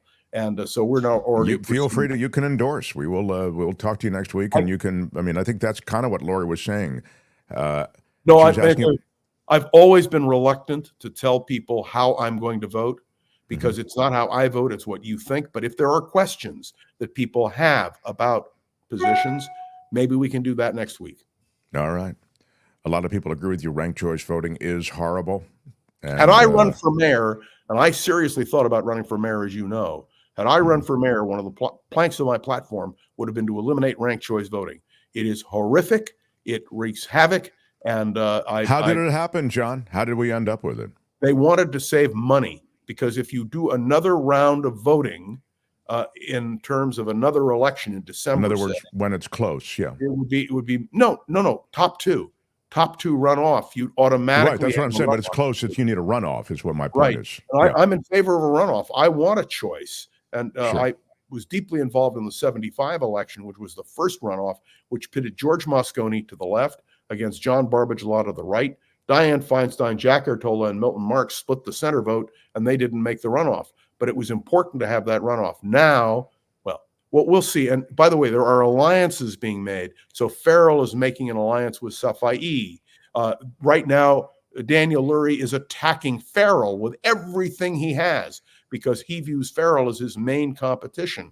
And London Breed, well, she's just riding along as the incumbent and hopes that enough people will put her as a second or third choice that she'll win. This is in the race for mayor in San Francisco for those That who is are correct. just looking in from elsewhere. John, thank you. We're way out of time. Talk to you I'm soon sorry. and appreciate it. No, not at all. Good stuff, buddy. Appreciate you being here. Nice job. The Mark Thompson Show. Thank you, everybody who has joined from everywhere. And just to kind of put that into context, because I know it can get a little into the weeds, but we cover a lot of San Francisco and Bay Area issues because we were born, as I've told you, in the Bay Area and in San Francisco. I'm facing a pretty serious issue here. It's not related to the storm, although, and I want to say just apropos of the storm, Wes is one of our regular listener viewers in Florida, and he was saying, he was joining us today, but he's saying he's hanging in. Just wanted to say to Wes, we thank him. He's a supporter financially, and he's a regular in the chat, and he's just a great member of our community. And he's just one of the people who is a member of our community and down in Florida, and we're with you all. So thinking of you. If you're just joining us, my hair, which is molting now, you see, this is the piece of time that you find post-coloring your hair, where it starts to fade, and it's in this weird place. It's still kind of acceptable right now, but in a couple of days, it will be unacceptable. When I go to San Francisco, I will have freshly darkened hair, everybody. And you're probably saying, Mark, why do you darken your hair? You're just an old guy who looks like he has dark hair. Too dark for your age. And I would say, you're right. I do it simply because I don't want to be an old guy with gray hair. That's the reason I do it. So Albert has supported this move on my part. I mean, he is the commissioner, and he feels as though I've made the right decision. Albert, thank you. Yeah. It's like what Jerry Rice used to say, look good, I play can't good. hear you, Albert. There hear you me go. now? Exactly. Thank you. Yeah, So, thank you. I hear you now. Thank you. Yeah, look good, play good. Exactly. Kim has not weighed in on it, but frankly, yeah, I'm sure she wouldn't like it because it would. She likes to disagree with me. Your hair? But I think your hair looks great. Thank you. Thank you. Kim, thank you very much. Kim, how are you? Albert is wrong, says David B. All of a sudden, David B. is all over the chat. Wow. Very, very cool. I don't know Current what I'm color wrong still about. looks good. Maybe I misquoted the great Jerry Rice, but I believe he did say that. But, Yeah. Well, it's a good line. I'll take it. If Kim is lying, says Bertastic. How dare you, Bertastic? How What? dare you? Yeah. I'm not lying. I have to go to the colorist I have. She is under strict instructions that upon my death, she is to open the coffin and dye my hair in case Oh, my anybody. God. Yeah. So I really have pressed vanity to the very last instant that I draw a breath. This from a Heidi, who I don't think I recognize as having contributed to the show before from the standpoint of a comment. She says, I think Florida is going to surprise everybody. 4 years ago, we didn't have the influx of the, quote, remote workers that moved here during the pandemic. A lot of younger Democrats. So she thinks that it may be more of a blue state than we think. I was giving you a lot of some of the arithmetic relative to the storm and how it might affect the turnout and how it might affect the voting. But that's really interesting. Anyway. Well, she might be right, because I know Wes was a Bay Area guy and ended up moving to Florida. So maybe there have been an influx of people. We know Florida, Texas, Idaho, those states have seen Californians move there because of the cost of living. So yeah, perhaps. no, definitely. And it's a fact. I'll tell you another state where that's really the case, and they're talking about it more than Florida even. Anybody want to guess? What other state have Californians arrived in such big numbers that they're talking about changing the political makeup of the state, and the people in the state don't like it? There is a state that Californians are moving in, and they're moving toward, and they set up residences in. Texas is not wrong. Texas certainly has been affected by a lot of Californians. Idaho, but it's not Texas, and it's not Idaho. Anybody else? Colorado, Tennessee, perhaps? no. There are, again, a lot of, what did you say? Colorado? No, not Colorado. Not Tennessee. This would have been a great... Wisconsin, no. What state have Californians moved into in such big numbers that it is changing the political makeup from red to bluish or purple? And Perhaps the people Nevada? No, but you're getting warm. Oh, okay. Utah. No, you're getting cold. Wow. All right. I don't know. Well, you're running out of choices. Wyoming, Montana, no. There is one state to which many Californians are moving. Arizona, thank you. That's it. T-Rex had it right. Arizona is getting such an influx. Thank you. Tammy is also correct. Arizona is getting such an influx of Californians. Shadow producer Calvin Wong had it. Phineas, Arizona. Such an influx of Californians that literally the politics of Arizona are changing. And a lot of people who've lived in Arizona for a long time, no le gusta, however you say it. They do not like it. Yeah. So that's one to watch, Arizona. And there's been a lot written about the fact that Californians have moved there in such great numbers that the politics of Arizona has changed. Google it. You can read about it. I honestly don't have time to get into it right now. I've got to get to Kim's news, and then it's the Planet Stupid. Smash the like button like a boss. Smash it with your iron rod. Smash it with your iron rod, baby. Give it all you got. Smash it with your iron rod. Right on. Trying to see if there are any other comments I got to get to.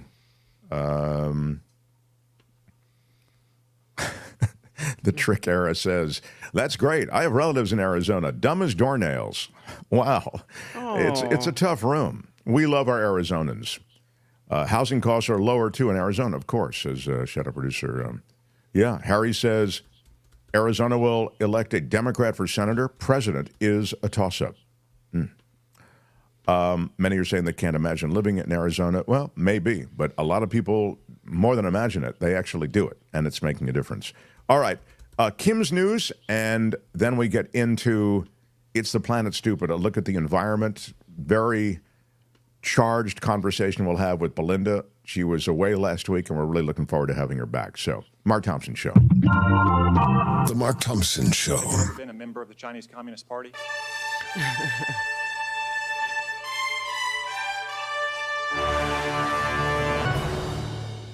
On the Mark Thompson Show, I'm Kim McAllister. This report is sponsored by CoachellaValleyCoffee.com. To Hurricane Milton, it is getting bigger as it approaches Florida's Gulf Coast. The National Hurricane Center says Milton is right now a catastrophic Category 4 hurricane, and it will be extremely dangerous when it hits Florida's central coast either tonight or early Thursday. Multiple tornado warnings have also been issued. 2 large tornadoes were spotted near Interstate 75 in the Florida Everglades this morning. And as we saw earlier, President Biden is pushing back against disinformation related to hurricane relief efforts. He went after claims made by some Republicans that hurricane survivors would only receive $750 and FEMA funds had been redirected to migrants. President Biden says those claims are simply not true. He also called claims by Georgia Congresswoman Marjorie Taylor Greene that the government is controlling the weather beyond ridiculous. President Biden was on a call with Israeli Prime Minister Benjamin Netanyahu. That was earlier today, and the two leaders were reportedly set to discuss Israel's plans to respond to last week's missile attack by Iran. The phone call marked the first time President Biden and Netanyahu had spoken since August. Vice President Harris also on the call. Earlier today, Netanyahu warned the people of Lebanon they must rise up against the militant group Hezbollah or face destruction and suffering like what has occurred in Gaza. anti-obesity medication could soon be employer covered. Employees can learn whether they'll have it for the coming year during open enrollment. GLP-1 drugs like Wegovy have become extremely popular since coming on the market because of how effective they are at treating both diabetes and obesity. While these medications are often covered for diabetes, they are not usually covered for weight loss. That's so interesting that they've drawn that distinction between the two, you know, weight loss and diabetes. I mean, I think just in general, it's such a positive for society as a whole to have people healthy, you know. So I don't understand why you wouldn't do everything you could to try to get people healthy and off diabetes medication, off dialysis, all the things that are insured, but that are costing insurance companies and costing government insurance tremendous amounts of money.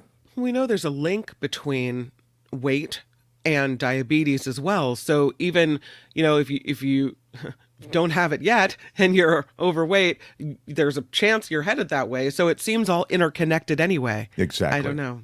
Exactly. The Justice Department may ask a judge to break up Google's search engine from other parts of its company. Federal prosecutors accuse the tech giant of holding an illegal monopoly over online search. They're now looking at multiple options, according to a court filing. So it could mean banning Google from entering into agreements that make its search engine the default on devices or requiring it to share data with its rivals. A plane suffered a mid-air emergency and was forced to land in New York today. It was a Turkish airline. A spokesperson for that airline confirmed the plane took off from Seattle overnight and was headed to Istanbul when the pilot collapsed during the flight and died before the landing. The pilot. A co-pilot and the flight crew landed the plane at JFK Airport at about 6 this morning. The pilot had last passed a medical exam in March. But again, he did not survive that flight. Yeah, pretty scary. California proving again that its crackdown on fentanyl is working. The CHP took nearly $2 million worth of deadly drugs off the streets last week during 2 traffic stops on I-5. The first in Fresno County found 11 pounds of fentanyl with some hidden in raw meat. A canine sniffed out the carne asada in one cooler and packages in another. The next day, officers seized about 120,000 pills laced with fentanyl in Merced County. So big hauls there. A British study shows COVID-19 can boost your heart attack and stroke risk for 3 years after an infection. So this is according to scientists at the UK Biobank. They studied medical records from 250,000 people across the UK. People who contracted COVID before there were vaccines to reduce the severity of the disease were twice as likely to have a major cardiac event as those who managed to avoid COVID in the early days. The study also found the heart attack risk did not diminish over time. So this is important. So just walk us through this again. They're saying then that there is no linkage between COVID and heart attack or heart risk. Is that what they're saying? No. They say. Yeah, I only heard a little bit of it. Go ahead. Let me say it. Let's repeat, rewind, because and repeat that one. I was just trying to get the It's a Planet Stupid ready while I was listening. Yeah, and I know, and the reason I put this story in is because I know that you've been looking at this. So listen, this is a British study. They have this thing called the Biobank in the UK, where, you know, they have a public health system, so they have access to a lot of data. So they looked at the data from 250,000 people, and what they found is that COVID-19 can increase your risk of heart attack and stroke for 3 years after an infection. Oh, so there it is, yeah. Mm-hmm. So there is a tie then between COVID There is and, indeed a tie. People who contracted COVID before there were vaccines to reduce the severity of this disease were twice as likely to have a major cardiac event as those who managed to avoid COVID in the early days. So what they're finding is not necessarily that it's related to the vaccine at all, which I know you had questions about, but that it's linked to COVID itself. Right. And the early days, what they're talking about is essentially before the vaccines. Early days of COVID. So in a way, this is the linkage to early COVID, classic COVID, right? I mean, if you want to differentiate, yes. Well, that's what they're talking about. Yeah. Anyway, so. I mean, I guess you could say COVID is COVID, but I think what they're looking at is before vaccines were available. Exactly. So that had to be early COVID. Yeah, but you're right. I don't know that, to your point, or to your implied point, is COVID, or is there some kind of mutation or, variant that is more potent from the early COVID when it comes to heart issues? Right. Yeah, we just don't know. So, the largest cannabis delivery company in California shutting down. You would have thought that would have been a popular thing, It's called Eaze, E-A-Z-E, and it was dubbed the Uber of weed, allowing... That was Snoop's company. Was it? Part of that, yeah. Oh, well, it allowed users to order marijuana on an app from various vendors. The CEO of Eaze blames challenges in the marketplace. Weed smokers He says they're slowly ending operations and expects a full closure by December 31st. Stay at home and get baked. Yeah. There's a new owner, could reopen next year, but they haven't decided whether or not to do that. So. I can't believe that company is going under. I know. I really can't. Yeah. I mean, who's going to deliver your weed, Mark? I don't know what's going to happen to you. I wish you could get it delivered. California's largest rock festival gets underway this weekend. Beginning Thursday, the Metal Fest Aftershock runs Thursday through Sunday at Discovery Park. Headlining acts include Motley Crue, Slayer, Judas Priest, Pantera, and Iron Maiden. Organizers say last year's festival drew 160,000 attendees from all 50 states and 40 countries. The event generated nearly $40 million in economic impact for the Sacramento area, and so now we have it again coming up. This report is sponsored by CoachellaValleyCoffee.com. We already know Mark's on the decaf today, which is today surprising. I'm on the decaf, but it's pretty delish, I have to say. Yeah. With every cup, I feel a sense of heavenly tranquility. Decaf or no, it's hand roasted, it's fresh. It's deep, dark, delicious. Oh, yeah, it is. I love it. CoachellaValleyCoffee.com is the I'm website. going to have another sip right now, as a matter of fact. Take a look at it. CoachellaValleyCoffee.com. Yes. You too could be oohing and awing. Mm-hmm. You'll ooh and ah. Get your exclusive 10% discount for being a Mark Thompson Show listener. You just put in Mark T at checkout, Mark T all together, and you get your 10% at the end, and then you get your coffee and your tea delivered to your house. I'm telling you, that tea is just amazing. So, at CoachellaValleyCoffee.com. Right on. I'm Kim McAllister. This is The Mark Thompson Show. They had to close down an entire radio station to silence him. 2 years ago it happened. Wow. And now he's here. Ladies and gentlemen, Mark Thompson.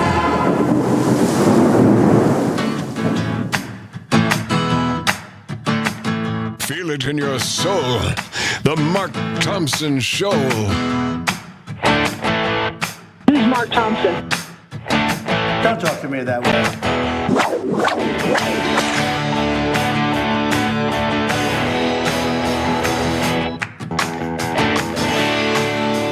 Smash it with your iron rod. That's not fake. That's real. There's a reason that this place is fun.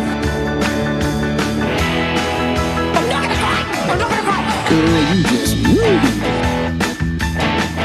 Have you never been a member of the Chinese Communist Party? They do this to me all the time. I don't know what the hell they do it for. You cannot say you love your country. There's always been, in this country, 30 to 35% idiots. What? Where are my weed smokers at? I love it when you're angry. Can you let him finish, sir? Seriously, what the That's pure speculation. This is no summer camp. It was great. I loved it. I love it when you're angry. I'm loving our Wednesday show. Our dear Belinda is back. We'll get to her in just a moment. I'll remind you that we are a crowd-funded show. I'll just mention it today. There is Patreon and PayPal. Those are the ways that we stay afloat. So thank you if you find this show at all something that you derive pleasure from or information from, or even if you find it provocative. However you take us in and you find it of value, I encourage you to support us. It's really an NPR PBS model, that whole thing where they say, you know, if you like programming like this, you need to keep it going. we count on viewers and listeners like you. And that really is the way we do it. When we came from a commercial radio station and we never had to worry about this kind of thing, but now we really count on you. Most of you, and I mean, I think everybody who interacts with the show tries to support in some way. I know not everybody's got money. Share the show across Facebook or social media or wherever you are. That is another way you can help the show, and it costs you nothing. So thank you for subscribing. Thank you for always hitting the thumbs up button and smashing it. And I appreciate everybody through Patreon and PayPal. You can reach Patreon and PayPal under all of our videos on YouTube. There are links to Patreon and PayPal, and you can join that community of monetary financial supporters. And you can also go to our website, themarkthompsonshow.com, and Patreon or PayPal links are there as well. So thanks again, everybody who supports the show and has kept us going. I think it's our 2-year anniversary tomorrow, isn't it? Because somebody sent me an email asking, are we going to do anything special for our 2-year anniversary? Do you know when our 2-year anniversary is? I've received a lot of positive letters. For some reason, I thought it was the 16th, no? Okay. Well, no, maybe it is. I need to find out because we at least need to recognize it, even if we don't do anything special for it. Speaking of recognizing, latest new Patreon member. I do want to give her a big shout out. Big shout out is Julie. And Julie C, I'll say. The reason I don't give you the last name is because I don't want her to get, spammed or whatever. Right. But Julie, so appreciate a $20 a month membership or support strategy moving forward. That you'll be on board for $20 a month really does matter. It really helps us keep this thing afloat. So thank you. Again, she's on Patreon. There's also PayPal. Both clicks are right below this video and across all our videos and at themarkthompsonshow.com. So that's that. Now, The Mark Thompson Show. I'll find out about the anniversary for the show. They're saying it's time to shelter in place. The National Weather Service is saying this to Floridians. So the distinction they're making is normally they say evacuate. You heard those calls for evacuation over the last few days. Now they're saying, hey, if you haven't evacuated yet, it's time to shelter in place. Wherever if you are still there, right? If wherever you are, this is where you're going to ride out the storm now. So now you got to go in. Yeah. Now, a lot of people, I think, have tried to indicate, I've seen it in the chat, that this Lieutenant Dan, who's going to stay on his boat for the whole thing, is someone that they are trying to watch or keeping an eye on. The media always finds people who aren't going to evacuate, and this guy on this boat is saying he's going to stay put. Here it is. Can you show Lieutenant Dan? He's a Florida man riding it out on his boat, going viral, clips online. Yeah, I'll tell you what, we'll do that after Belinda. But he's, again, one of those people, too much trouble to evacuate or whatever it might be. It's not the safest place to be in a hurricane. He's not in the safest place being on a boat. So, yeah. I have that video ready for after. The very first streamed show was on October 12th of 2022. Wow. There it is. Albert. And that's what we needed. And Albert was there at the moment we needed it. Information. So I don't know what Kim has planned for us. Am I the event planner now too? Well, I guess? I think the problem is that on the 12th, which is coming up in a couple of days, it's a Saturday. Oh. So we'll have to, I would say we should do the celebration on the following Monday. That's what I would suggest. I like it. All right. Speaking of Florida, before you move on to It's the Planet Stupid, can I tell you that on the Mark Thompson Show Facebook discussion page, which was developed by our listener viewer Wes, who's in Florida. Who is in Florida, yeah. He posted a picture of his ballot that had arrived in the mail, and on his ballot, Sheriff Grady Judd is running for office. I thought that was pretty funny. He gets to vote for Grady. What he's got going here is a situation. And that is Grady Judd. There's a reason that this place is fun. That's Grady Judd, yeah. I think he's probably going to win. He's going to coast to victory.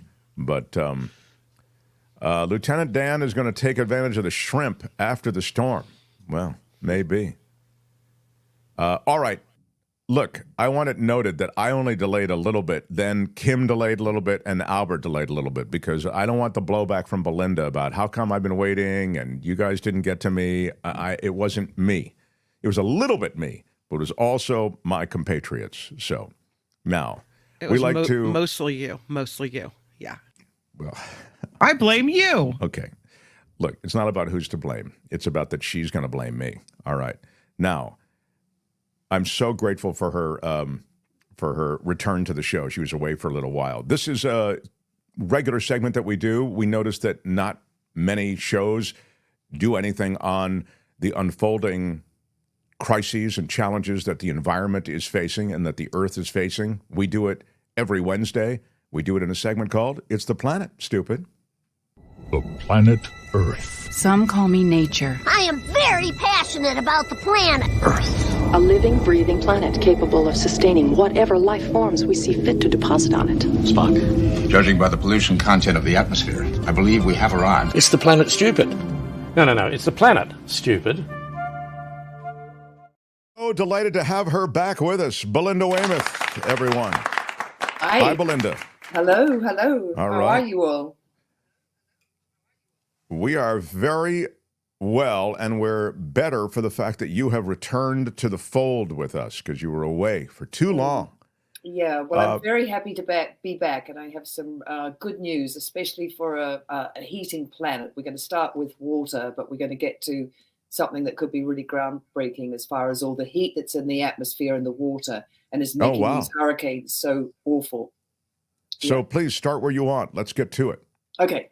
Well, environmental hero Joe Biden yesterday announced the lead and copper rule, which is really amazing because this is going to phase out all the lead pipes that we have left in our water supply. And it's so important, especially for children. It's enormous. It's a really, really big deal.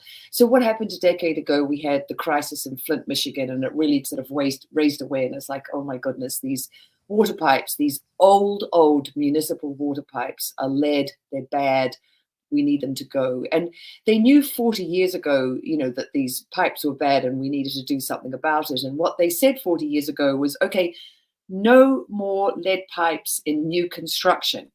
But that didn't mean that the pipes that were going to be supplying your home, the municipal pipes, were being replaced. So the water is still, coming through lead pipes and then into your nice new pipes into your home.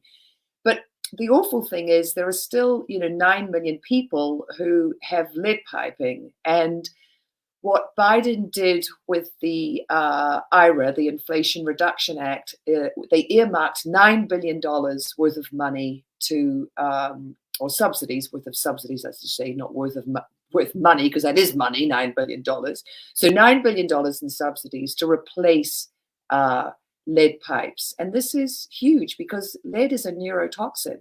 And it's particularly potent for young children who have, developing brains. So there are all these things that we know that lead contamination does. And it's not good for adults either. It causes cancer and, heart disease, and it lowers kidney function. So this is a really, really big deal. And thank you, President Biden, for doing this. I just have to give him a shout out. And I sent a link because I think this is really important to sort of illustrate how awful lead is. So in the 1970s, when they de-leaded our gasoline, when they took the lead out of gasoline, violent crime was seen to go down. There was a correlation. Now, it didn't happen immediately, but when you look at the cohort of children born, sort of 60s, 70s, drinking water that came through lead pipes when they were young, when it got to the 1990s and the 2000s, you can see that there was when you look on a graph, and I sent the link to the graph, it's a U shape, an inverted U shape, and as the exposure to lead goes down, so does violent crime. And the thing that's wild about this, Mark, is they have done this research all over the world. And it happened in the UK, it happened in New Zealand, Australia, after the US. The US was the first country that took, said, hey, we've got to get the lead out of gasoline. And they're not saying, they're saying right now, okay, this is a correlation. We can't say it's causation. But the fact that it happens, and you can go neighborhood by neighborhood as well and see, this happening. And so the removal of lead is huge. And one of the things that Biden wants also is he said, hey, we have to test the water going into elementary schools, into daycare facilities. He's really looking out for little kids. And he's lowered the amounts of lead that are allowable in drinking water from 15 parts per billion down to 10 parts per billion. And the thing that's really important, and I just want to stress this because this is important, these regulations are put there for a reason, obviously. And the Clean Water Act of 1974, there are provisions in it that mean that whoever gets into the White House after Biden, they cannot turn back these regulations and these provisions that are made to make it safer. There are actually safeguards in place for a rule like the lead and copper rule that he's just enacted. And this is very important because, we saw with the first Trump presidency that what he did was when he wasn't able to overturn regulations, he really made it hard for regulatory bodies to do their job. The EPA was absolutely understaffed. And then he put Scott Pruitt in charge of it. And I just have to repeat these two little bits of information because I think you couldn't make this stuff up. And I think it's super important. So Scott Pruitt, spent $43,000 building that soundproof phone booth so that when he was in, EPA headquarters, he could be making, whatever kind of nefarious deals he was trying to make in his sound. Right, it was in his office. That's exactly ridiculous. Right. And then he found out that he was sending limousines around Washington and other places to buy fancy lotions that when he'd stayed in these hotels, he and his wife had liked, and he wanted to buy them, and he was using government resources to do that. So you don't want a head of the EPA who's up to that sort of shenanigans. You want it was just to start with, he was a lobbyist, I believe it was a coal lobbyist. Yeah. Before he was EPA chief. I mean, he was suing the EPA for most of his life, his professional life. As a coal lobbyist, and then he gets in and he's head of the EPA. I mean, it's absolutely, crazy. And then, as you say, he ultimately had to resign because of ethics scandals. The guy was completely unethical to the point, and that's in the Trump administration where you can pretty well get away with whatever you want, but he was even too much for them. Yeah.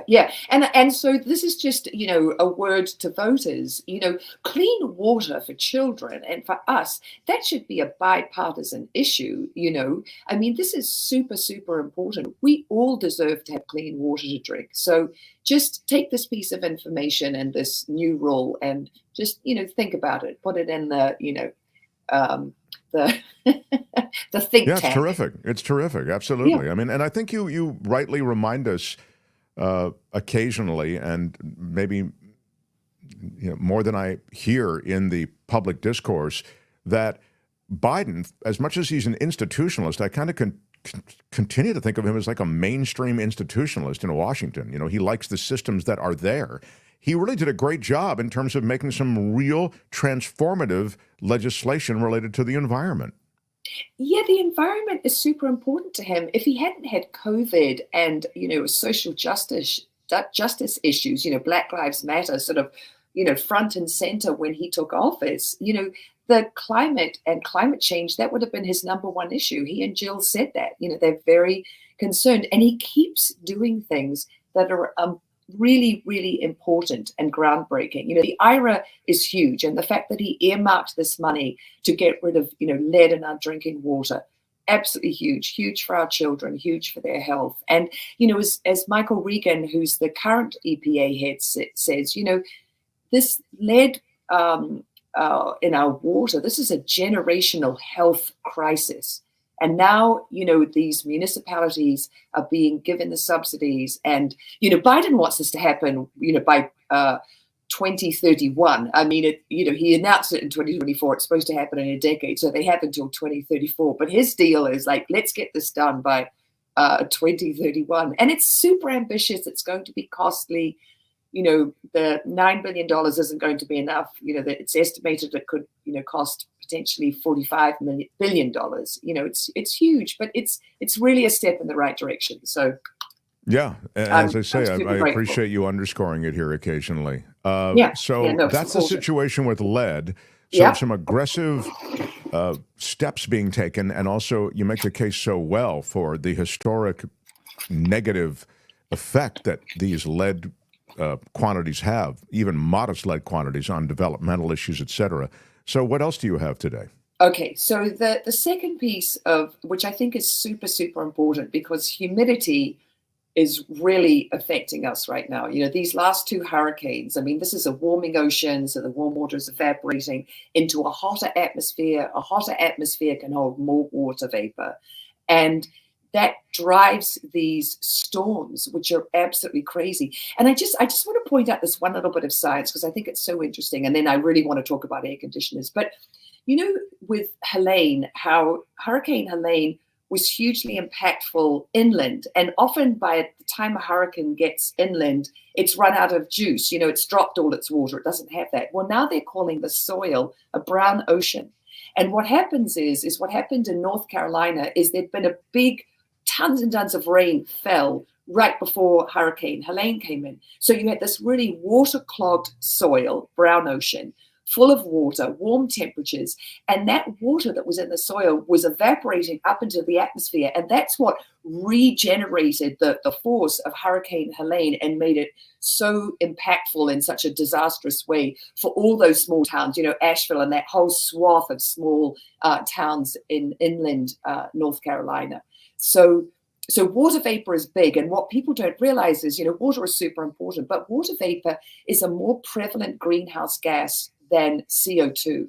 CO2 represents. Wow, it is? That's extraordinary. Yeah. And it's been really important because the water vapor, as a greenhouse gas, like a blanket wrapping the earth, has kept it temperate and livable. But now what's happening is there's too much water vapor in the atmosphere. So just to give listeners an idea, carbon dioxide, that's the one we always talk about. Oh, the terrible, greenhouse gas, carbon dioxide. Well, that represents 0.04% of air volume. Water vapor can be up to 3% of air volume. And so what we're really seeing this with the humidity, which has become such a killer in Southeast Asia, India, and Latin America, countries that are really hot, and then they have this incredible level of humidity. They say you want to have, humidity at 60%, that's sort of livable. Well, Mumbai, they have days when not only is the air temperature, 100 plus degrees Fahrenheit, but they've got 70% humidity that they're dealing with. Now, the big thing that's happening in India is they're getting richer, which is good. And they can afford more air conditioners, also good, because no one can live like that. It's awful, awful, awful. But the problem is the AC units that you put in a window. So they're huge energy suckers. So they're putting more carbon into the atmosphere because India, predominantly, their energy comes from burning coal, and they're incredibly inefficient. And so, yes, they're really vital, but they can't suck the humidity out of the atmosphere fast enough. What happens is, to get the water vapor that's in a room to its dew point, which means when it turns into condensation, so it comes out of the air in the room and drips out, as condensation as water, outside, you have to get the room as cold as 66 degrees Fahrenheit. Well, then you've got to have, then it's unlivable because it's freezing in there. So there's this really cool Colorado-based U.S. think tank. They're called RMI, and came up with a prize a few years ago. This is a think tank that was established in 1970 during the oil crisis. And now what they're looking at is not the oil crisis, but the energy crisis. And in particular, how do we cool this heating planet? And how do we deal with humidity for all these billions? It's billions of people who are living in these really hot, wet places. So there's this new prototype. And rather than just being a cooler, it's a humidity gobbler. It's sucking the humidity out of the atmosphere, and it's going to be an absolute game changer because it won't rely on the person being the operator, turning down the heat, the thermostat on the air conditioning unit. It will be sensing what's happening the whole time, and rather than a heat pump or an air conditioner, which just has one coil that it uses to cool the air, to get it to its, the water vapor to its dew point, so it leaves as condensation. This has two coils, and it has sensors, so it's all the time how much water is in the room. Okay, it's late in the day, the family are home, they're cooking, people are sweating, because in the middle of the day, the house doesn't, might have the heat coming from the sun, but it doesn't have, the human beings who live in that room, bringing all their humidity in. And it's really, this could really, really be a game changer. So the idea is to get them online as soon as possible. They're hoping within 5 years. They look like a heat pump. They're sort of longer than a heat pump. There might be a picture in one of the links that I sent you guys.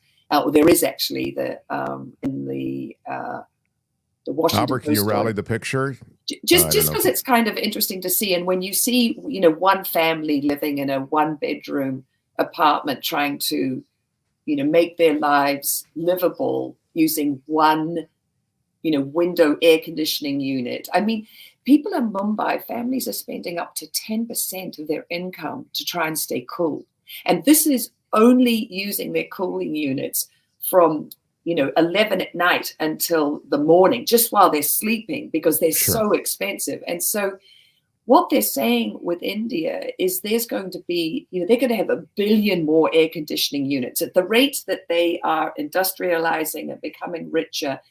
And the need for air conditioners, there are going to be 1 billion more of them just in India alone. Right now in the world, I think there are 1.2 billion domestic air conditioning units in the world.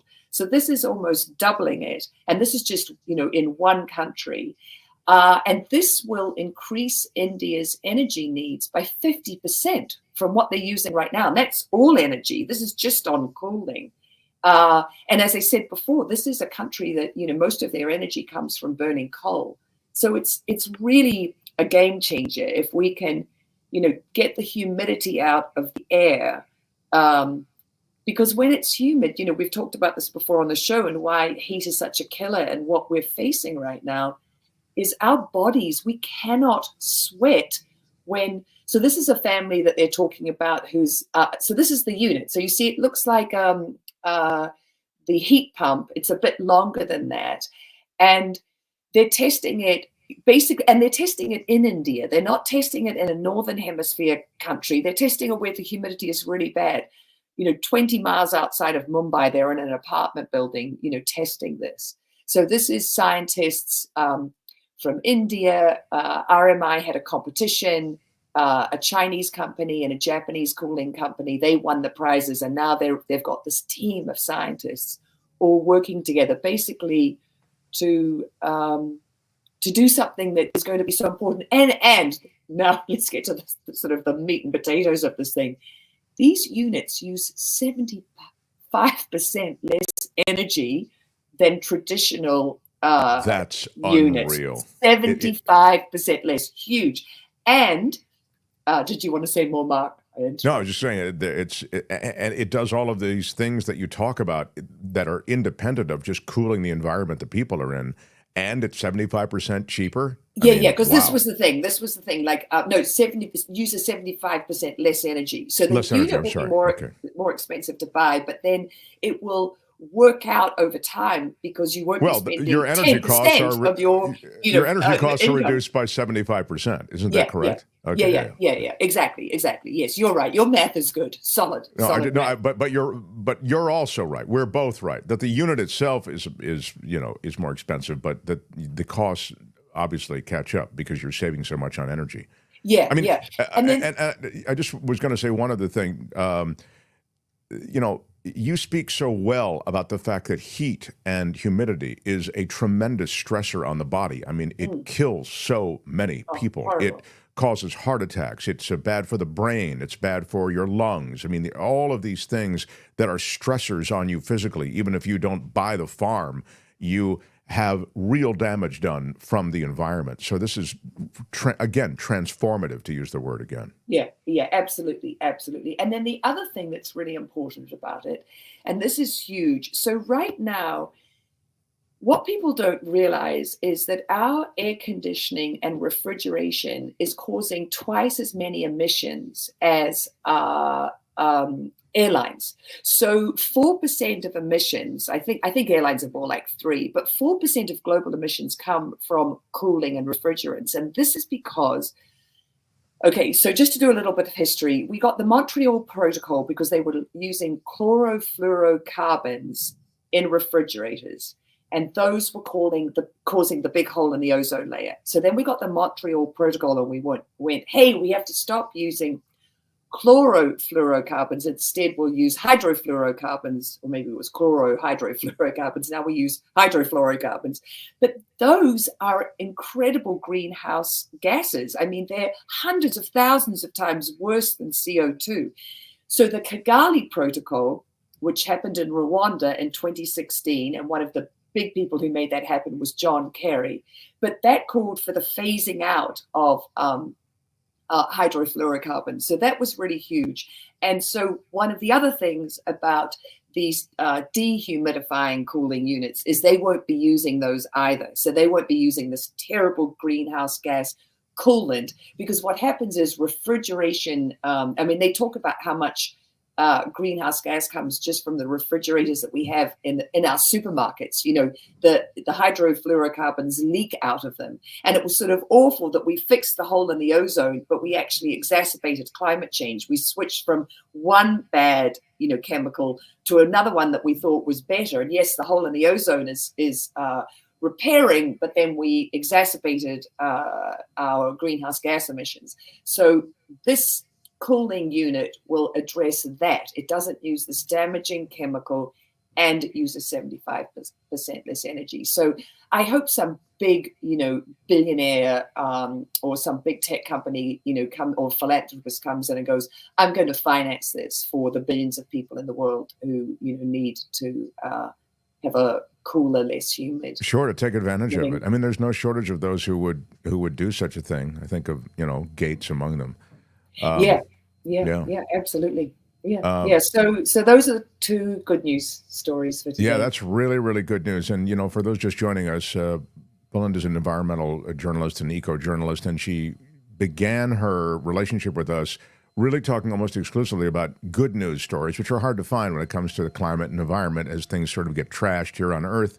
But slowly, she's had to include some sort of crises that are also emerging. So it's nice, is all I'm saying, to get back to some real positivity that you shared with us today. Really cool. So these are, again, and one is a technological breakthrough, the AC, and the lead thing. Again, that's realizing that there is a growing beast that needs to be handled, and that takes a legislative muscle, and in the case of Biden, an executive muscle to actually get it done. Really, really great. Yeah. Political will. We need the right kind of political will. And like I said, these should be bipartisan issues, clean water, clean energy. I mean, this is all our health. Everyone is affected by this stuff. So I do have a quick correction. I want to correct myself because Scott Pruitt was a horrible guy. Think of him as a mini Trump trying to undo all the environmental regulations in his state of Oklahoma. He was a state senator there, and he was undoing all the environmental regulations, closed down the Regulatory Environmental Agency in Oklahoma. This Scott Pruitt. Why do I mention Scott Pruitt? We were talking about him at the beginning of this segment, and he went on to run the EPA, okay? So he is anti-environment, anti any kind of environmental regulation. But he did sue the EPA, as I was saying. So all of that is true. But I think I said he was a coal industry lobbyist, and that's not what he was. He was never a coal industry lobbyist. Now, he did sue on behalf of some coal industry and energy industries in Oklahoma. He sued the EPA, but he was not a coal industry lobbyist. He resigned under incredible ethical breaches, even for the Trump administration. He was replaced by Wheeler. Wheeler was, and he ran the EPA, a coal industry lobbyist. So I just had my EPA guys a little bit confused because they did, in the middle of the term, kind of swap roles. But so there was a coal industry lobbyist running the EPA, but it was not Pruitt. It was Wheeler who succeeded him.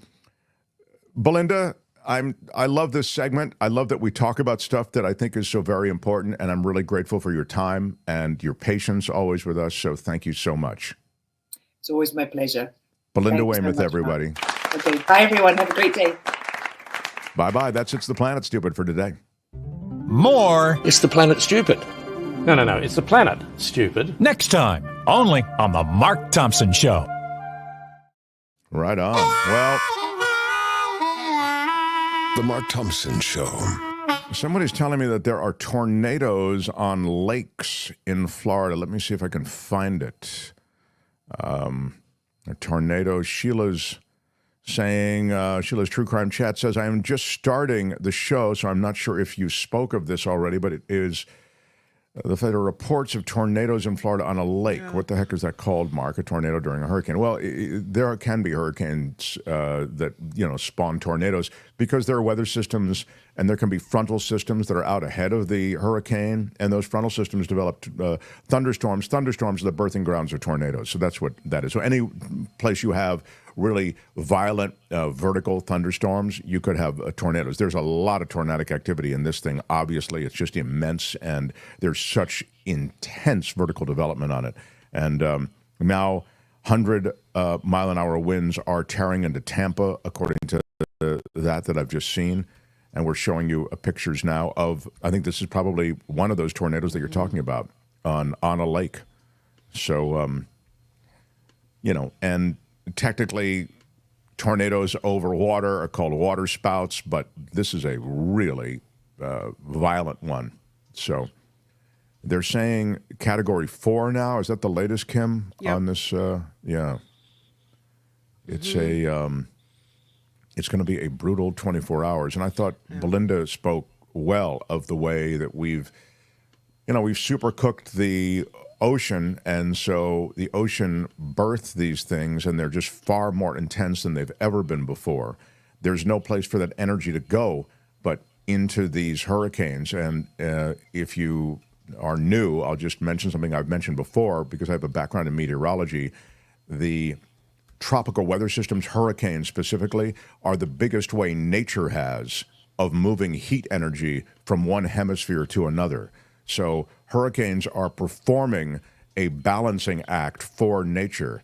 But as you create more heat energy, which is what we're talking about, as you supercook those bodies of water, those oceans, the birthing places for tornadoes and tornadic activity of all sorts, tropical weather activity, you create scenarios that essentially birth bigger and bigger and more intense weather systems because the energy is just so much greater being carried by these tropical weather systems. And that's what we are seeing in this latest Hurricane Milton. So we watch it with anxiety and fear for our friends in Florida. This is that guy, Lieutenant Dan, who everybody was asking about. Go ahead, Albert. Play a little bit of Lieutenant Dan, who didn't want to leave, even though that is the imperative that's being given to all people in that Florida region. All right, Dan, the people that are new, explain to them why you're deciding to stick out a Category 5, one of the worst hurricanes in Tampa history, out on a 20-foot sailboat in Tampa Harbor.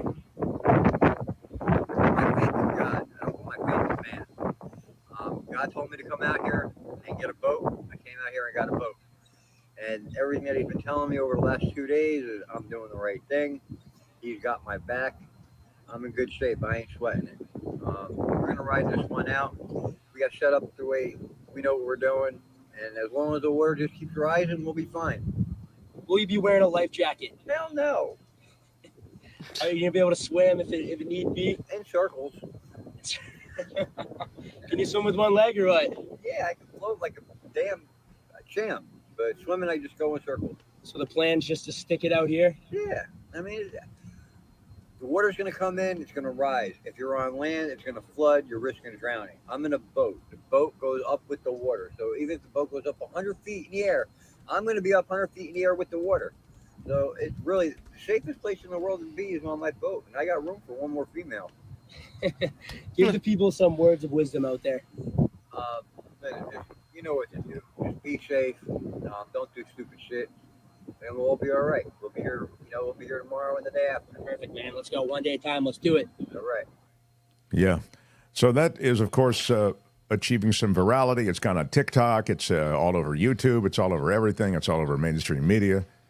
I mean, I think this says it. Yeah, well, it's his choice. Seems crazy to me, though. Yeah, it's absolutely crazy. See, here's the problem with what he's doing is, and I guess now they're saying wherever you are, you're on your own. If you put yourself in a dumb position, we can't come save you.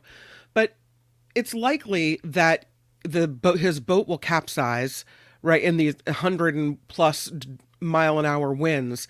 And they may feel like they need to go pluck him from the sea. And so then he's putting rescuers' lives at risk by doing boneheaded maneuvers like this and staying on a sailboat in the water. That's just not smart. Yeah, I think that it's true. The Lieutenant Dan update. Go ahead, Albert. Sorry. Go ahead. Yeah, here's the I didn't update. screen the audio. I don't know if they're cussing or anything. But yeah, we don't know. I'll just play the video. But Lieutenant, I mean, look, this is when you can update Lieutenant Dan now. I think it's a much different thing than if you update Lieutenant Dan in about what will be 14 hours, because although even less than that, maybe 10 hours. Yeah, the joint isn't even rocking the way it's gonna, and as Kim says, the wind can just pick your boat up and it's game over. I mean, I'm not, maybe he'll survive it. I certainly hope he survives it. Walnut Creek adult softball with breaking news says Lieutenant Dan went to a shelter. Oh, okay. Oh, wow. Yeah. It's just insanity, but the Lord told me, and I mean, it's all it all falls into the insane bucket, sadly. But when people's lives are at stake, it's as you say, there's a real price to pay. Finally agrees to leave the boat. Florida man finally agrees to leave the boat. The commish, who does put together Friday Fabulous Florida, on top of it. Thank you for that, Walnut Creek adult softball. Refused multiple times leading up to the hurricane, but there he is, the chief of the Tampa cops, trying to get Dan to leave his vessel. I think it's also an attention thing. All of this media comes around. I mean, it's kind of a celebrity thing, right? Because now you're the guy. So, well, Dan got the attention he wanted. Thank you, Karen. That's exactly it. I mean, I think on some level, even if he didn't want it initially, it reinforces a lot of what he was doing. So, The Mark Thompson Show. He had to go or he'd get arrested, said Brian. Yeah, that may be. Well, then that makes life a lot easier. The chief video is from yesterday, says Mars. Okay, well, he's not there anymore. So he probably resisted the initial entreaties from the chief, to leave. Entreaties is a ding word. I did want to tell you one programming note. First of all, Kim is going to come for our big celebration on Monday, celebrating 2 years on the air, having come from KGO over here to YouTube and across podcast platforms everywhere. I don't know what she has planned, but it's probably going to be pretty special.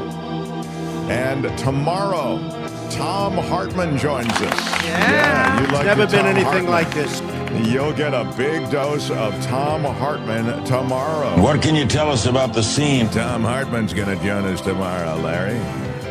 And we will obviously update the situation in Florida, but there are all kinds of media outlets that are updating that as well. My friends in Florida, all of you who are listeners and viewers in Florida, we are thinking of you, and we hope to connect with you tomorrow.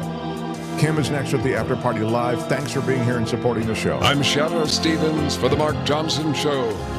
Bye-bye. Until tomorrow, everyone. Thanks very much. Out of time. Bye-bye. All of time. Bye.